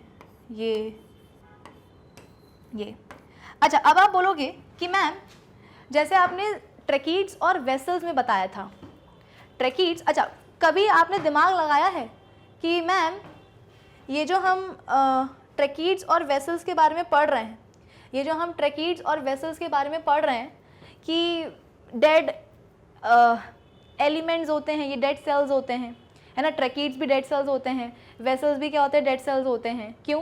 क्योंकि सेल वॉल के ऊपर जो है लिग्निन की डिपोजिशन हो जाती है। कभी सोचा है कि मैम डेड होने की क्या ज़रूरत थी? लिविंग होकर के भी तो ये ट्रैकीड्स और वेसल्स क्या कर सकते थे? अपना काम कर सकते थे? नहीं कर सकते थे। बेटा एक लिविंग सेल में क्या होता है, यहाँ पर हम प्लांट सेल की बात करें तो एक टिपिकल लिविंग प्लांट सेल में क्या होता है, न्यूक्लियस होगा, साइटोप्लाज्म होगा, अंदर बड़ा सा सेंट्रल वैक्यूल होगा, तमाम सारी चीज़ें होती हैं एक टिपिकल लिविंग प्लांट सेल के अंदर, ढेर सारे जो है सेल ऑर्गेनल्स होंगे, बहुत कुछ होगा। मुद्दा ये है कि इन ट्रैकीड्स और वेसल्स को करना क्या है। आप बोल सकते हो कि इन ट्रैकीड्स और वेसल्स को लंबे लंबे कंडक्टिंग ट्यूब्स, लंबे लंबे कंडक्टिंग चैनल्स बनाने हैं ना, ताकि उनके थ्रू क्या हो, पानी और मिनरल्स का ट्रांसपोर्टेशन हो पाए। तो यार आप इसको ऐसे समझो कि आपके पास एक पाइप है, सपोज आपके पास 2 पाइप हैं, एक पाइप अंदर से बिल्कुल खोखला है, लेकिन जो दूसरा पाइप है उसमें अंदर से कुछ कुछ जगह ब्लॉकेज है, कचरा फंसा हुआ है, सीमेंट जमा हुआ है ना, पॉलीथीन फंसी हुई है। तो आपके पास 2 पाइप है, एक अंदर से पूरा खोखला है और जो दूसरा पाइप है, दूसरा पाइप बच्चों अंदर से खोखला नहीं है, हॉलो नहीं है, उसमें कुछ कुछ कचरा फंसा हुआ है, पॉलीथीन है, ये है, वो है। और अगर अब मैं तुमसे बोलूं कि इन दोनों ही पाइप्स से तुम पानी को फ्लो करवा के देखो, तो तुम्हें क्या लगता है कि कौन से पाइप से पानी इजीली फ्लो कर पाएगा? ऑब्वियस सी बात है, वो वाला पाइप जिसमें किसी भी तरह का ब्लॉकेज नहीं है। अगर मैं इसको ड्रॉ करके बताऊं, देखो ये एक पाइप हो गया, ये बिल्कुल अंदर से कैसा है, खोखला है। ये हो गया दूसरा पाइप, और इस दूसरे पाइप में बहुत सारी जगह ब्लॉकेजेस हैं, यहाँ पर, यहाँ पर, यहाँ पर कचरा फंसा है, पॉलीथीन फंसी है, कुछ कुछ कुछ कुछ है। तो अगर मैं तुमसे बोलूं कि बताओ मुझे कि कौन से वाले पाइप में पानी का फ्लो आसान होगा, इजी होगा, तो डेफिनेटली आप मुझसे बोलोगे कि मैम जो ये वाला पाइप है ना, जो ये वाला पाइप है, इसमें पानी आसानी से फ्लो कर पाएगा। इस वाले पाइप में मैम पानी आसानी से फ्लो कर पाएगा। क्यों? क्योंकि ये पाइप अंदर से पूरा खोखला है ना, पूरा हॉलो है, कोई ब्लॉकेज नहीं है। इस पाइप में किसी भी तरह की ब्लॉकेज नहीं है, ये पूरा खोखला है, ये पूरा बोल सकते हो कि हॉलो है। तो इस पाइप से बड़े आसानी से क्या होता है, पानी फ्लो कर सकता है। लेकिन अगर मैं इस वाले पाइप की बात करूं तो इस वाले पाइप में पानी उतने आसानी से फ्लो नहीं कर पाएगा। बेटा इस वाले पाइप में पानी आसानी से फ्लो कर ही नहीं पाएगा ना। क्यों? उसके फ्लो में रुकावटें आएंगी, कचरा है, फंसा हुआ है ना, पॉलीथीन, सीमेंट, कचरा, ये वो। तो ऐसा नहीं कि इससे पानी फ्लो नहीं कर पाएगा, करेगा लेकिन मुसीबत से कर पाएगा। इसका फ्लो इतना आसान नहीं होगा, पानी का फ्लो इस वाले पाइप से इतना आसान नहीं होगा। अब यही वाली बात आप जरा एक ट्री के ऊपर लागू करके देखो। सपोज आम का पेड़ तुमने देखा होगा, आम का पेड़ कितना लंबा होता है ना। तो जाहिर सी बात है, आम के पेड़ की जो जड़ें हैं, उन रूट्स ने वाटर एंड मिनरल्स को अब्जॉर्ब करके रख लिया है। अब आम के पेड़ की जो सबसे ऊपर वाली लीफ है, वो रो रही है कि अरे मुझे पानी दो, मुझे मिनरल्स दो, मैं मर जाऊंगी नहीं तो जाहिर सी बात है, रूट्स एंड जड़ों ने, आम के पेड़ की जो जड़ें है ना बेटा, आम के पेड़ की जो रूट्स हैं, जो जड़ें हैं, उनने वाटर एंड मिनरल्स को अब्जॉर्ब तो करके रखा है, लेकिन वो ऊपर तक पहुंचाए कैसे, वो ऊपर वाली लीफ तक पहुंचाए कैसे? अगेन जाइलम टिश्यू की ही हेल्प लेनी पड़ेगी। जाइलम टिश्यू में जो ट्रैकीड्स और जो वेसल्स हैं, वो क्या करेंगे, लंबे लंबे कंडक्टिंग ट्यूब्स और चैनल्स बनाएंगे, ताकि जो पानी, जो मिनरल्स हैं, वो रूट्स से कहाँ पहुंचे, सबसे ऊपर वाली पत्ती तक पहुंचे। अब अगर सपोज मेरे पास जो एक वेसल का जो एक चैनल है, अगर उस, जैसा कि तुमको यहां पर मैंने समझाया कि जो वेसल के सेल्स होते हैं, वेसल के जो सेल्स होते हैं बच्चों, वो एक दूसरे के ऊपर अरेंज हो जाते हैं और लंबे लंबे कंडक्टिंग ट्यूब्स बनाते हैं। तो ये एक लंबी सी कंडक्टिंग ट्यूब बनी कि नहीं बनी? कैसे बनी? वेसल्स के सेल्स एक दूसरे के ऊपर अरेंज हो गए। अब फर्ज करो कि ये सेल्स डेड ना होते तो क्या होता?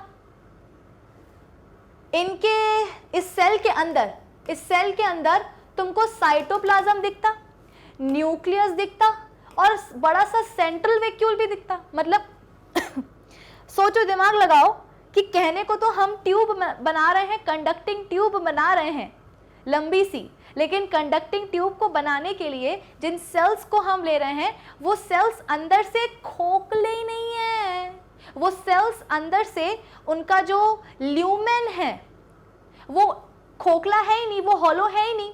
तो भैया अगर यहाँ से पानी को गुजरना होगा तो पानी को गुजरने में कितनी दिक्कत आएगी कि सेल वॉल क्रॉस करो, सेल मेम्ब्रेन क्रॉस करो, साइटोप्लाज्म, न्यूक्लियस, सेंट्रल वैक्यूल, अरे बाप रे। ऐसे तो जो है अगले जन्म में जड़ों से पानी कहाँ तक पहुंचेगा, आम के पेड़ की सबसे ऊपर वाली पत्ती पर पहुंचेगा, तब तक तो लीफ मरी जानी है। लीफ क्या, पूरा प्लांट ही मर जाना है, पूरा ट्री ही मर जाना है। तो यार ये तो कहीं से लॉजिकल नहीं हुआ। तो अब तुम्हें शायद समझ में आ रहा होगा कि क्यों ट्रैकीड्स और वेसल्स के लिए हम बोलते हैं कि ये डेड सेल्स होते हैं, और इनको डेड सेल्स होना पड़ेगा क्योंकि अल्टीमेटली इनको लंबी लंबी ट्यूब्स बनानी है, और इन ट्यूब्स में पानी और मिनरल्स का कंडक्शन हो रहा है। तो अगर पानी और मिनरल्स का कंडक्शन होना है ना तो उन ट्यूब्स को खोखला होना पड़ेगा, और खोखला, वो ट्यूब्स खोखली तभी हो पाएंगी, वो ट्यूब्स हॉलो तभी हो पाएंगी जब इन ट्यूब्स को बनाने वाले सेल्स का ल्यूमेन कैसा होगा, खोखला होगा। कंडक्टिंग ट्यूब्स हमको खोखली चाहिए अंदर से, और वो ट्यूब्स खोखली तभी हो पाएंगी जब उन ट्यूब्स को बनाने वाले जो जाइलम के सेल्स हैं, जो ट्रैकीड्स और वेसल्स जो हैं, अरे ट्यूब हमको खोखली चाहिए है, वो खोखली तभी बनेगी अंदर से जब उस ट्यूब को बनाने वाले ट्रैकीड्स और वेसल्स के ल्यूमेन अंदर से कैसे होंगे बेटा, खोखले होंगे, हॉलो होंगे। और वो तभी पॉसिबल है जब वो सेल्स मरे हों, क्योंकि जिंदा सेल में तो साइटोप्लाज्म, न्यूक्लियस, ये वो सब होता है ना। फिर तो जब तक सेल्स अंदर, मतलब जब तक सेल्स मरे नहीं होंगे, जब तक सेल्स डेड नहीं होंगे, तब तक उनका ल्यूमेन अंदर से खोखला नहीं होगा। और अगर खोखला नहीं होगा तो ट्यूब कहां से उनसे खोखली बनेगी, ट्यूब खोखली चाहिए तो जो सेल्स उस ट्यूब को बना रहे हैं, मतलब ट्रैकीड्स और वेसल्स, उनका ल्यूमेन भी अंदर से खोखला होना चाहिए। खोखला तभी हो पाएगा जब वो सेल्स डेड होंगे, इसलिए लिग्निफाइड सेल वॉल डेवलप होती है और सेल्स मर जाते हैं, ताकि अंदर का जो भी माल मसाला है, cytoplasm, nucleus, cell organelle, cytoplasm, वो सब चला जाए और सेल के अंदर का ल्यूमेन खोखला हो जाए। ओके, वापस लौटते हैं हम कहाँ, अपने वापस हम लौटते हैं कहाँ, अपने फ्लोएम के ऊपर। तो ये देखो, हम बात करें सबसे पहले किसकी, सीव ट्यूब एलिमेंट्स की। तो यहाँ पर बहुत सारे क्या हैं, सीव ट्यूब सेल्स हैं, और ये सभी की सभी सीव ट्यूब सेल्स की खास बात क्या होती है कि इनके पास जो है सीव प्लेट्स होती हैं, और ये एक के ऊपर एक ऐसे अरेंज होकर के क्या बना लेते हैं, एक लंबी सी सीव ट्यूब आप बोल सकते हो कि बना लेते हैं, जो कि क्या है, एक कंडक्टिंग ट्यूब है। अच्छा, तो अब आप बोलोगे कि मैम ये भी तो एक कंडक्टिंग ट्यूब है, इसका मतलब क्या कि इस ट्यूब को बनाने मतलब ये ट्यूब भी कैसी है, ट्यूब है ना, कंडक्टिंग ट्यूब है, तो इसको भी अंदर से खोखला होना चाहिए। ये खोखली तभी होगी जब इसको बनाने वाले सेल्स कैसे होंगे, उनका ल्यूमेन खोखला होगा। ल्यूमेन कैसे खोखला होगा सेल्स का, जब सेल्स डेड होंगे। इसका मतलब मैम ये सीव ट्यूब एलिमेंट्स भी, ये सीव ट्यूब सेल्स भी डेड सेल्स होते हैं, ये लिविंग सेल्स होते हैं, ये लिविंग सेल्स होते हैं। आप बोलोगे कि मैम ये तो स्कैम हो गया है ना, मैम ये तो स्कैम हो गया। आपने अभी अभी समझाया कि भैया कंडक्टिंग ट्यूब को हॉलो होना चाहिए, खोखला होना चाहिए, वो तभी हो पाएगा जब उसको बनाने वाले सेल्स का ल्यूमेन कैसा होगा, खोखला होगा। खोखला तभी होगा जब वो सेल्स डेड होंगे। लेकिन यहाँ पर आप बोल रहे हो कि नहीं, यहाँ पर एक सीव ट्यूब बन गई है, सीव ट्यूब सेल्स से, कंडक्टिंग ट्यूब है, अंदर से खोखली है, हॉलो है, लेकिन फिर भी इस ट्यूब को बनाने वाले जो सीव ट्यूब सेल्स हैं वो जो है डेड सेल्स नहीं है। तो मैम कैसे पॉसिबल है ये? बेटा पॉसिबल इसलिए है क्योंकि जैसे जैसे ये सीव ट्यूब सेल्स मैच्योर होते जाते ना, इनिशियली अगर मैं बात करूं सपोज इस सीव ट्यूब सेल की, ठीक है ना, तो इसमें न्यूक्लियस होगा, बाकायदा न्यूक्लियस होगा, सेंट्रल वैक्यूल होगा, ठीक है, और आप बोल सकते हो कि साइटोप्लाज्म भी होगा, सेल ऑर्गेनल्स भी प्रेजेंट होते हैं। तो जब मैं बात करती हूँ एक इमैच्योर सीव ट्यूब सेल की, तो बेटा वो जो इमैच्योर सीव ट्यूब सेल है ना, उस इमैच्योर सीव ट्यूब सेल में सब कुछ होता है, न्यूक्लियस होता है, साइटोप्लाज्म होता है, सेल ऑर्गेनल्स होते हैं, सेंट्रल वैक्यूल होता है, सब कुछ होता है। लेकिन जैसे जैसे वही सीव ट्यूब सेल मैच्योर होता है ना, जैसे जैसे वो सीव ट्यूब सेल अपनी मैच्योरिटी पे पहुंचता है ना, वो सीव ट्यूब सेल सबसे पहले अपना न्यूक्लियस खो देता है। समझे कि नहीं समझे? देखो, सबसे पहले हम बात करते हैं एक इमैच्योर सीव ट्यूब सेल की। तो बच्चों, उस इमैच्योर सीव ट्यूब सेल में सब कुछ होता है, nucleus, cytoplasm, cell organelles, central vacuole, सब कुछ होता है। लेकिन वही सीव ट्यूब सेल जैसे जैसे मैच्योर होने लगता है, जैसे ही वो सीव ट्यूब सेल अपनी मैच्योरिटी पे पहुंचता है ना, वो सीव ट्यूब सेल सबसे पहले बेटा अपना न्यूक्लियस ही खो देता है। बताइए, न्यूक्लियस ही खो दिया ट्यूब सेल ने, ट्यूब सेल ने, सीव ट्यूब सेल ने अपना न्यूक्लियस ही खो दिया। कब खो दिया? जब वो सीव ट्यूब सेल अपने मैच्योरिटी पे पहुंचा। फिर क्या होगा? न्यूक्लियस तो खो ही चुका है सेल अपना न्यूक्लियस तो खो ही चुका है। At the same time cytoplasm में जो बाकी के सेल ऑर्गेनल्स होंगे ना, उनको भी खो देगा ये सीव ट्यूब सेल। तो हमेशा ध्यान रखना कि जब हम बात करते हैं इमैच्योर सीव ट्यूब सेल की, तो उसमें सब कुछ होता है बेटा। जब हम बात करते हैं एक इमैच्योर सीव ट्यूब सेल की, तो उसमें सब कुछ होता है, न्यूक्लियस होता है, साइटोप्लाज्म होता है, सेल ऑर्गेनल्स होते हैं, सेंट्रल वैक्यूल होता है, सब कुछ होता है। लेकिन वही वाली बात है ना कि जैसे जैसे वो सीव ट्यूब सेल मैच्योर होता है, वो सेल अपनी मैच्योरिटी पे पहुंचता है, वो सीव ट्यूब सेल, सुनो, वो सीव ट्यूब सेल अपनी मैच्योरिटी पे पहुंचने के बाद, मतलब सीव ट्यूब सेल मैच्योर होने के बाद, अपनी मैच्योरिटी पे पहुंचने के बाद सबसे पहले अपना न्यूक्लियस खोता है। और बेटा जब न्यूक्लियस ही खो दिया तो बाकी के सेल ऑर्गेनल्स को खोने में कौन सी बड़ी बात है? जब सेल ने अपना न्यूक्लियस ही खो दिया तो बाकी के सेल ऑर्गेनल्स को खोने में क्या बड़ी बात है? कोई बड़ी बात नहीं है। तो एग्जैक्टली वही होगा कि यही सीव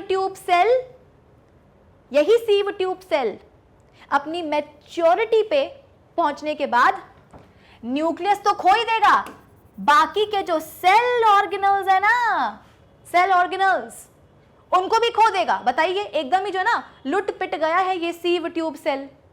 अब आप बोलोगे कि मैम न्यूक्लियस उड़ गया, सेल ऑर्गेनल्स उड़ गए, तो अब बचा क्या सेल के अंदर? अरे बचा है ना, साइटोप्लाज्म बचा है, सेंट्रल वैक्यूल बचा है। उसका क्या होगा? मैम क्या वो भी उड़ जाएगा? ना, वो नहीं उड़ेगा। आप बोल सकते हो कि जो साइटोप्लाज्म है ना, वो पेरीफेरी में आ जाएगा। साइटोप्लाज्म जो है, कैसे बताऊं, साइटोप्लाज्म जो है, कलर चलो मैं ब्लू से बताती हूँ, आ जाओ। साइटोप्लाज्म जो है ना बेटा, वो पेरीफेरी में आ जाएगा। किसकी पेरीफेरी में? तो सीव ट्यूब सेल के पेरीफेरी में, एकदम साइड में आ जाएगा। तुमको मैं एक बात बताऊं, साइटोप्लाज्म जो है ना, वो हमेशा जो है पतली गली पकड़ करके निकल जाता है। साइटोप्लाज्म जो है बेटा, वो हमेशा एक पतली गली पकड़ करके निकल जाता है कि भैया सेल के अंदर कुछ भी होता रहे। साइटोप्लाज्म जो है ऐसे दूर से, मतलब दूर खड़े रह करके बस ऐसे देखता है कि हाँ होता रहे, हमें इस लफड़े में शामिल मत करो। अगर तुमको याद हो तो प्रीवियस चैप्टर में जब हम बात कर रहे थे एक टिपिकल प्लांट सेल की, तो प्लांट सेल में क्या हो रहा था? एक बड़ा सा सेंट्रल वैक्यूल बन रहा था। अरे तुमको याद है कि नहीं याद है? प्लांट सेल में क्या हो रहा था? जैसे कि ये एक प्लांट सेल है, ये सेल वॉल हो गई, ये सेल मेम्ब्रेन हो गई, है ना, सेल मेम्ब्रेन हो गई, और ये बन गया क्या, बड़ा सा सेंट्रल वैक्यूल, ये आ गया बीच में मुटल्ला सा सेंट्रल वैक्यूल, सेंट्रल वैक्यूल आया ना। तो इस सेंट्रल वैक्यूल के कारण, इस मोटे से सेंट्रल वैक्यूल के कारण साइटोप्लाज्म जो है वो साइड साइड में आ जाता है। साइटोप्लाज्म ऐसे साइड साइड में आ जाते हैं कि भैया तुम खुश रहो, हम तो जो है साइड में भी जी लेंगे। ये नहीं कि साइटोप्लाज्म लड़ रहा है कि नहीं ये वैक्यूल जो है सेल की सेंट्रल पोजीशन पे नहीं आ सकता। मेरी बात समझ में आ रही कि नहीं आ रही? ये हम पढ़ तो चुके हैं अपने प्रीवियस चैप्टर में कि ये क्या है, एक टिपिकल प्लांट सेल है जिसमें सेल वॉल है, सेल मेम्ब्रेन है, ठीक है ना। और हुआ क्या, एक मोटा सा बड़ा सा सेंट्रल वैक्यूल आकर के प्लांट सेल में बैठ गया है। मतलब इस मोटे से वैक्यूल ने सेल की, प्लांट सेल की सेंट्रल पोजीशन को ऑक्यूपाई कर लिया है। हाँ, आप ये बोल सकते हो कि जो बड़ा सा वैक्यूल है ना, इसने क्या किया है, प्लांट सेल की सेंट्रल पोजीशन को आकर के ऑक्यूपाई कर लिया है, तो इसीलिए इसको हम सेंट्रल वैक्यूल बोलते हैं। तो माना कि सेंट्रल वैक्यूल आ चुका है, तो उस सेंट्रल वैक्यूल के आने के बाद जो साइटोप्लाज्म है ना, वो ऐसे साइड साइड में आ जाता है। इस सेंट्रल वैक्यूल के आने के बाद साइटोप्लाज्म ऐसे साइड साइड में आ जाता है। ऐसा नहीं कि वो लड़ रहा है कि नहीं ये जो वैक्यूल है ये प्लांट सेल की सेंट्रल पोजीशन को ऑक्यूपाई नहीं कर सकता क्योंकि सेंट्रल पोजीशन में तो हम रहेंगे। वो ऐसे लड़ता नहीं है, वो ऐसे साइड साइड में आ जाता है कि भैया ठीक है तुम मुटल्ले हो तो तुम बीच में बैठो, हम तो साइड में भी जो ना सुकून से जी लेंगे।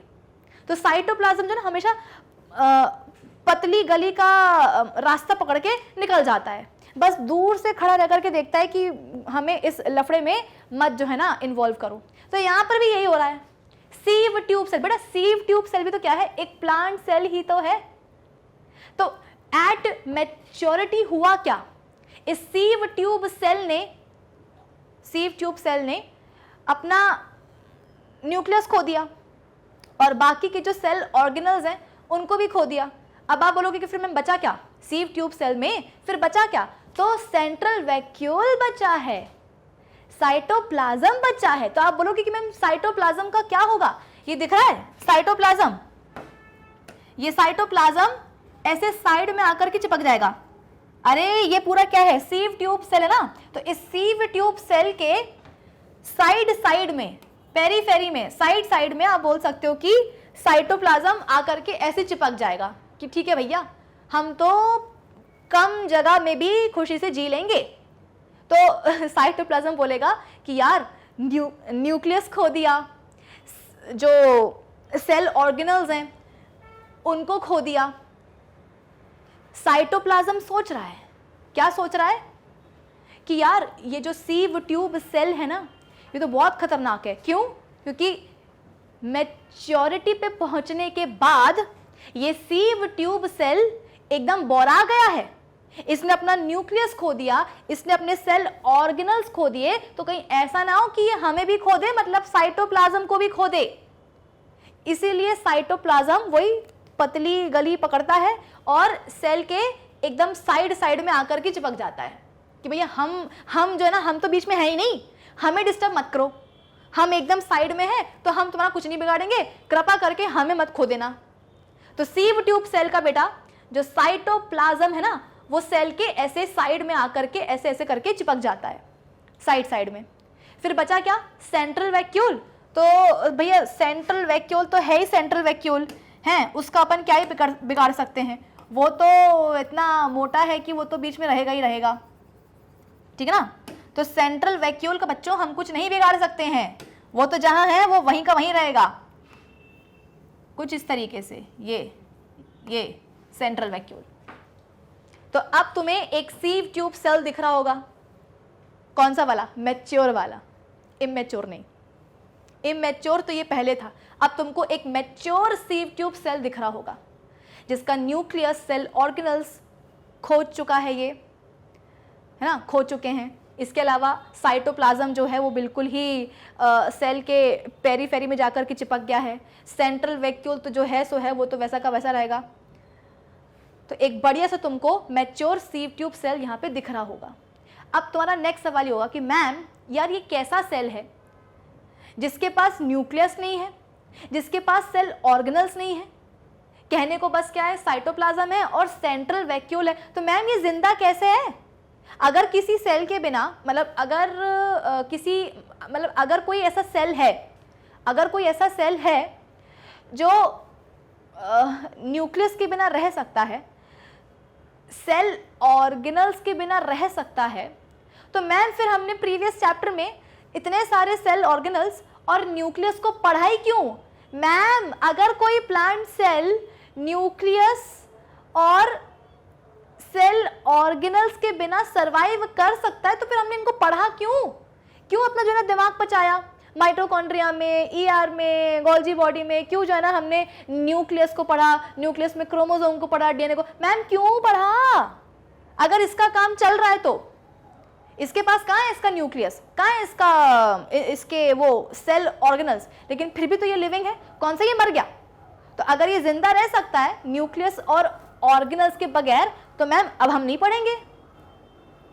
ऐसा नहीं, माना कि इसने अपना न्यूक्लियस और अपने सेल ऑर्गेनल्स खो दिए हैं, लेकिन फिर भी ये लिविंग है। पता है लिविंग क्यों है? क्योंकि इसका एक साथी है जो इसको सपोर्ट कर रहा है।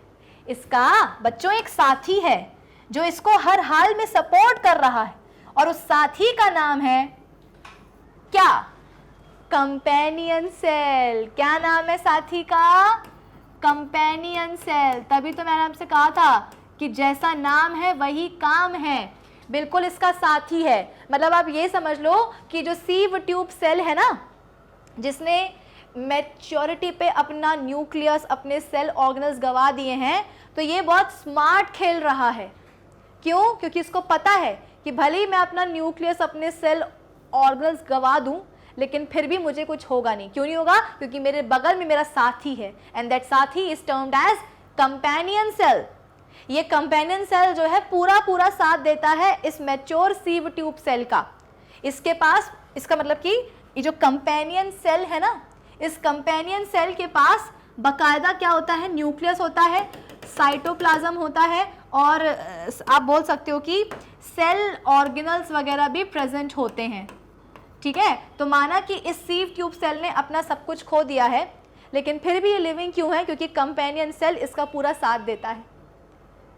आई बात समझ में? तो दिमाग में ये ऑब्वियस सी बात है, सवाल आया ही होगा और आना भी चाहिए कि मैम ऐसे कैसे यार, कि बिना न्यूक्लियस और बिना सेल ऑर्गेनल्स के भी कोई सेल जिंदा है, कैसे पॉसिबल है? तो बेटा पॉसिबल इसलिए क्योंकि आप बोल सकते हो कि इस सेल के साथ इसका कंपेनियन सेल जुड़ा हुआ है, जो हर हाल में इसको सपोर्ट करता है कि ठीक है, तेरे पास न्यूक्लियस नहीं है, मैं तेरी मदद करूंगा, तेरे पास माइटोकॉन्ड्रिया नहीं है, मैं तेरी मदद करूंगा। तो हर मदद करने के लिए ये कंपेनियन सेल इस सीव ट्यूब सेल, मतलब हर तरह की मदद करने के लिए सीव ट्यूब सेल की ये कंपेनियन सेल एकदम रेडी रहता है। आई बात समझ में? तो अब देखो, जो एक सीव ट्यूब सेल की कहानी है, वही कहानी बाकी के सीव ट्यूब सेल्स की भी होगी। ऐसा थोड़ी कि ये कोई स्पेशल है, अरे जो इसकी कहानी है वही सबकी भी कहानी होगी, है ना। सारे के सारे जो सीव ट्यूब सेल्स है वो क्या करेंगे? अपनी मैच्योरिटी पर न्यूक्लियस खोदेंगे, अपना अपना न्यूक्लियस खोदेंगे, अपने अपने सेल ऑर्गेनल्स खोदेंगे, और जो साइटोप्लाज्म है वो सेल्स के बिल्कुल साइड में जाके जो ना इसे चिपक जाएगा, और जो सेंट्रल वैक्यूल है बेटा वो तो बीच में ही रहेगा। सेंट्रल वैक्यूल तो बीच में ही रहेगा, उसका तो कोई क्या ही बिगाड़ पाया है आज तक जिंदगी में। ये देखो, ये कुछ इस तरीके से। तो आप देख सकते हो कि अच्छा, और हर एक सीव ट्यूब सेल के साथ उसका कंपेनियन सेल तो जुड़ा ही हुआ है। ये कंपेनियन सेल जुड़े हुए हैं, है ना। हर सीव ट्यूब एलिमेंट के साथ, सेल के साथ उसका कंपेनियन सेल जुड़ा ही हुआ है, उसका पूरा साथ निभाने के लिए कि तू मरेगा नहीं दोस्त, मैं हूं ना, मैं तुझे जिंदा रखूंगा। कितनी गहरी पक्की दोस्ती है देखो, कि एक के भरोसे सीव ट्यूब सेल ने क्या करा है, अपना सब कुछ दांव पे लगा दिया है। अच्छा, आप बोलोगे कि मैम ये सब करने की जरूरत क्या थी? अरे वही वाली बात है ना, ट्यूब बनानी है ना फूड के ट्रांसलोकेशन के लिए, फूड के ट्रांसलोकेशन के लिए ट्यूब बनानी है। ट्यूब को कैसा होना चाहिए, थोड़ा सा खोखला होना चाहिए ना। अगर ट्यूब ही अंदर से जो है खोखली नहीं रहेगी तो कैसे जो है ना किसी भी सब्सटेंस का ट्रांसपोर्टेशन पॉसिबल है। तो इसीलिए ये जो सीव ट्यूब सेल्स हैं, ये आप बोल सकते हो कि सीव ट्यूब सेल्स अपना एक विकराल रूप धारण कर लेते हैं जब ये मैच्योर हो जाते हैं और एक के ऊपर एक ऐसे अरेंज होकर के क्या करते हैं, लंबे लंबे कंडक्टिंग ट्यूब्स और चैनल्स बनाते हैं जिनके थ्रू खाने का ट्रांसलोकेशन पॉसिबल होता है from leaves to different parts of the plant, ठीक है ना। चलिए, तो ये हो गया क्या फ्लोएम का सीव tube elements, companion cells and हाँ अच्छा, अब बचे हैं phloem parenchyma and phloem fibres. तो वही वाली बात है, जो फ्लोएम पेरेन्काइमा है, फ्लोएम पेरेन्काइमा के लिए आप बोल सकते हो कि ये पेरेन्काइमेटस सेल्स होते हैं, लिविंग सेल्स होते हैं, है ना। सेल वॉल कैसी होती है, थिन होती है, सेलुलोज की बनी होती है। उसके अलावा जो फ्लोएम फाइबर्स हैं बेटा, ये डेड सेल्स होते हैं, ठीक है ना। अच्छा, ये एक इंटरेस्टिंग पॉइंट है यहाँ पर नोट करने के लिए कि फ्लोएम में सीव tube elements, companion cells and phloem parenchyma, ये तीनों कैसे होते हैं बेटा, लिविंग एलिमेंट्स होते हैं। लेकिन जब हम बात करते हैं ये फ्लोएम फाइबर्स की तो ये डेड होते हैं। क्यों? अगेन ये स्क्लेरेनकाइमेटस सेल्स होते हैं, फ्लोएम फाइबर्स। आई बात समझ में? फ्लोएम फाइबर्स स्क्लेरेनकाइमेटस सेल्स होते हैं, वही सेल वॉल के ऊपर लिग्निन की डिपोजिशन होती है, सेल वॉल जो है पानी के लिए इम्परमीबल हो जाती है, सेल मर जाता है, ठीक है ना। और डेड सेल्स हमको पता है क्या करते हैं, मैकेनिकल सपोर्ट प्रोवाइड करते हैं, बस। तो अगर हम बात करें जाइलम की, तो बच्चों जाइलम में वेसल्स, ट्रैकीड्स एंड फाइबर्स ये डेड होते हैं। वेसल्स, कितना गंदा लिखा है, हाय एक मिनट रुको, हाँ वेसल्स में, सॉरी वेसल्स नहीं, जाइलम में vessels, tracheids and xylem fibres ये सारे डेड होते हैं। लिविंग केवल कौन सा एलिमेंट होता है, जाइलम पेरेन्काइमा। लेकिन जब हम बात करते हैं किसकी, फ्लोएम की बच्चों, तो फ्लोएम में कहाँ गया phloem, सीव tube elements, companion cells and phloem parenchyma ये सब लिविंग होते हैं, बस डेड के नाम पर कौन होते हैं, फ्लोएम फाइबर्स, ठीक है। तो जाइलम में 4 में से 3 एलिमेंट्स डेड होते हैं और 1 लिविंग होता है। फ्लोएम में 4 में से 3 एलिमेंट्स लिविंग होते हैं, 1 डेड होता है। ओके, अब जितना पढ़ना था तुमको मैंने पढ़ा दिया। अब एक काम करते हैं, फटाफट से जो कंटेंट है उसको हम अब रीड करते जाते हैं। आइए, plants possess yet another type of permanent tissue called complex tissue. एक और मतलब आप बोल सकते हो कि एक और टाइप का परमानेंट टिश्यू होता है प्लांट्स में, जिसे हम बोलते हैं complex permanent tissue, which is characterized by having different kinds of cells functioning in a coordinated manner। अब डेफिनेटली तुम्हारे दिमाग की बत्ती ऐसे हो रही होगी कि मैम आपने तो बोल दिया कि जाइलम में ये 4 तरह के जो है ना एलिमेंट्स होते हैं, ये तो चलो पेरेन्काइमा सेल्स हैं, ये जो हैं जो जाइलम फाइबर्स होते हैं, जाइलम फाइबर्स तो स्क्लेरेनकाइमा सेल्स होते हैं, है ना। तो यहाँ पर तो हमको दिख रहा है कि जो जाइलम टिश्यू है वो अलग अलग जो है सेल्स का बना हुआ है, कुछ डेड सेल्स हैं, है ना, बल्कि डेड तो इतने सारे सेल्स हैं, है ना, कुछ आप बोल सकते हो कि लिविंग सेल्स हैं। तो मैम एक टिश्यू जो कि एक से ज़्यादा टाइप के सेल्स से बना होता है, एक ऐसा टिश्यू जो कि एक से ज़्यादा टाइप के सेल्स से बना होता है, तो मैम वो जो टाइप के सेल्स हैं वो आपस में डिफरेंट होते हैं। बेटा मेरी बात को समझो, तुमको मैंने क्या समझाया कि जब हम बात करते हैं कॉम्प्लेक्स परमानेंट टिश्यू की तो हम उसको कॉम्प्लेक्स क्यों बोल रहे हैं, क्योंकि वो टिश्यू एक से ज़्यादा टाइप के सेल्स से बना होता है। कुछ सेल्स होते हैं एक टाइप के, कुछ सेल्स होते हैं एक टाइप के, कुछ सेल्स होते हैं तीसरे टाइप के। तो सीधी सी बात है ना, वो जो हम सेल्स के डिफरेंट टाइप्स ले रहे हैं तो कहीं ना कहीं वो टाइप्स जो हैं वो एक दूसरे से डिफरेंट होंगे। सेल्स के हम जो 3 डिफरेंट टाइप्स ले रहे हैं ना, तो वो टाइप्स हम कैसे बोल पा रहे हैं, क्योंकि डेफिनेटली सेल्स के वो 3 टाइप्स एक दूसरे से डिफरेंट होंगे। कैसे डिफरेंट होंगे? In terms of structure, in terms of function. जैसे कि यहाँ पर जो हमने जाइलम पढ़ा, तो वेसल का आपने स्ट्रक्चर देखा अलग होता है, ट्रैकीड्स का आपने स्ट्रक्चर देखा अलग होता है, फाइबर्स का स्ट्रक्चर आपने देखा अलग होता है, पेरेन्काइमा जो है जाइलम पेरेन्काइमा, उसका भी स्ट्रक्चर अलग होता है। तो कहने को तो जो एक जाइलम टिश्यू है वो इन 4 टाइप के सेल्स से बनता है, 4 टाइप के सेल्स से बनता है, और ये चारों ही टाइप्स का जो स्ट्रक्चर है, एक जाइलम टिश्यू इन 4 टाइप के सेल्स से बनता है बेटा। और ये सेल्स के चारों ही टाइप्स एक दूसरे से अलग होते हैं। सेल्स के ये चारों ही टाइप्स एक दूसरे से अलग होते हैं। अलग कैसे होते हैं? In terms of structure and in terms of function also. कि ट्रैकीड आप बोल सकते हो कि चलो वेसल एंड ट्रैकीड्स तो फिर भी क्या करते हैं, इनका सिमिलर फंक्शन है थोड़ा बहुत, है ना। लेकिन अगर हम जाइलम फाइबर्स की बात करें तो ये तो सिर्फ मैकेनिकल सपोर्ट के लिए होते हैं। पेरेन्काइमा की बात करें, जाइलम पेरेन्काइमा की तो कुछ ना कुछ स्टोर करने के लिए होते हैं। आई बात समझ में? तो कहने को तो जाइलम टिश्यू जो है वो 4 टाइप के डिफरेंट सेल्स से बना है, 4 टाइप के सेल्स से बना है, और वो चारों ही टाइप्स एक दूसरे से डिफरेंट हैं in terms of structure, in terms of function. लेकिन फिर भी बेटा सारे के सारे जो टाइप के सेल्स हैं ना, they work together like a single unit. एक सिंगल यूनिट की तरह ही वो काम करते हैं। माना कि ये 4 अलग अलग टाइप के सेल्स हैं, इनके स्ट्रक्चर्स अलग हैं, इनके फंक्शंस अलग हैं, लेकिन फिर भी ये काम कुछ ऐसे करते हैं कि एक सिंगल यूनिट बनती है इनसे। अब आप खुद ही सोचो, अगर जाइलम फाइबर्स ना होते तो ट्रैकीड्स एंड वेसल्स जो लंबी लंबी कंडक्टिंग ट्यूब्स बनाते वो कोलैप्स ना हो जाते। ये फाइबर्स क्या करते हैं, उन ट्यूब्स को सपोर्ट करते हैं ना, ताकि वो गिरे ना। क्योंकि प्लांट तो बेटा कितना भी लंबा हो सकता है, ट्री कितने लंबे लंबे होते हैं, यूकेलिप्टस का पेड़, बरगद का पेड़, पीपल का, कितने लंबे लंबे होते हैं। तो उतने लंबे लंबे पेड़ों में होते हैं ना जाइलम, और आप बोल सकते हो कि जाइलम के लंबे लंबे ट्यूब्स होते हैं, तो वो कहीं गिर ना जाए, इसलिए जाइलम फाइबर्स होते हैं। तो कहने को तो जाइलम फाइबर्स जो हैं वो किसी तरीके का कंडक्शन नहीं करवा रहे हैं, उनका काम अलग है, मैकेनिकल सपोर्ट प्रोवाइड करना। लेकिन ये मैकेनिकल सपोर्ट भी तो ट्रैकीड्स एंड वेसल्स से बनी कंडक्टिंग ट्यूब्स के लिए असेंशियल है। अगर ना हो तो वो तो भैया ट्यूब्स जो है ना कोलैप्स ही हो जाए। तो कहने को तो फंक्शन अलग अलग है, लेकिन एक आप बोल सकते हो कि सिंगल फंक्शनल यूनिट की तरह काम करते हैं ना ये सारे के सारे सेल्स।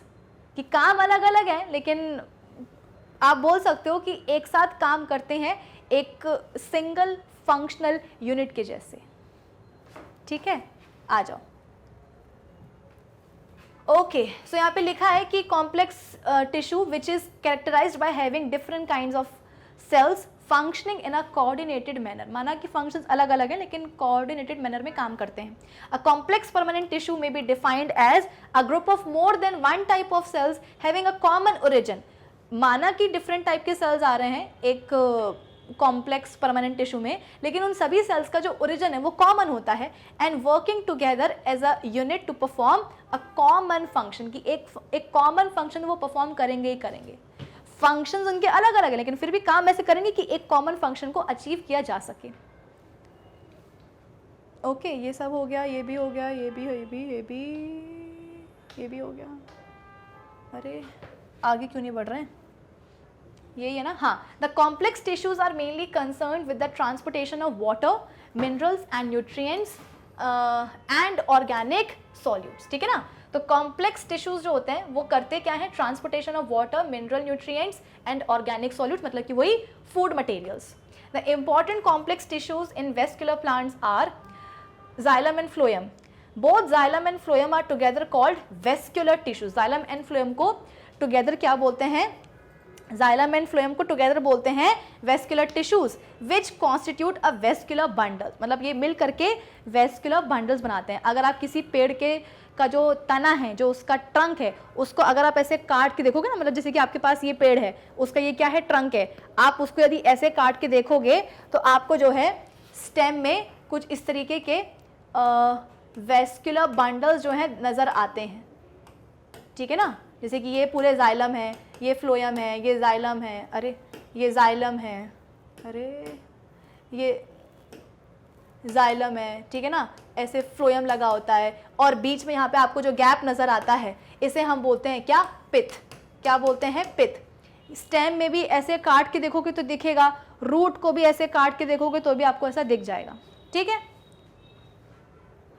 अरे कीबोर्ड पकड़ा गया है, हाँ जाइलम।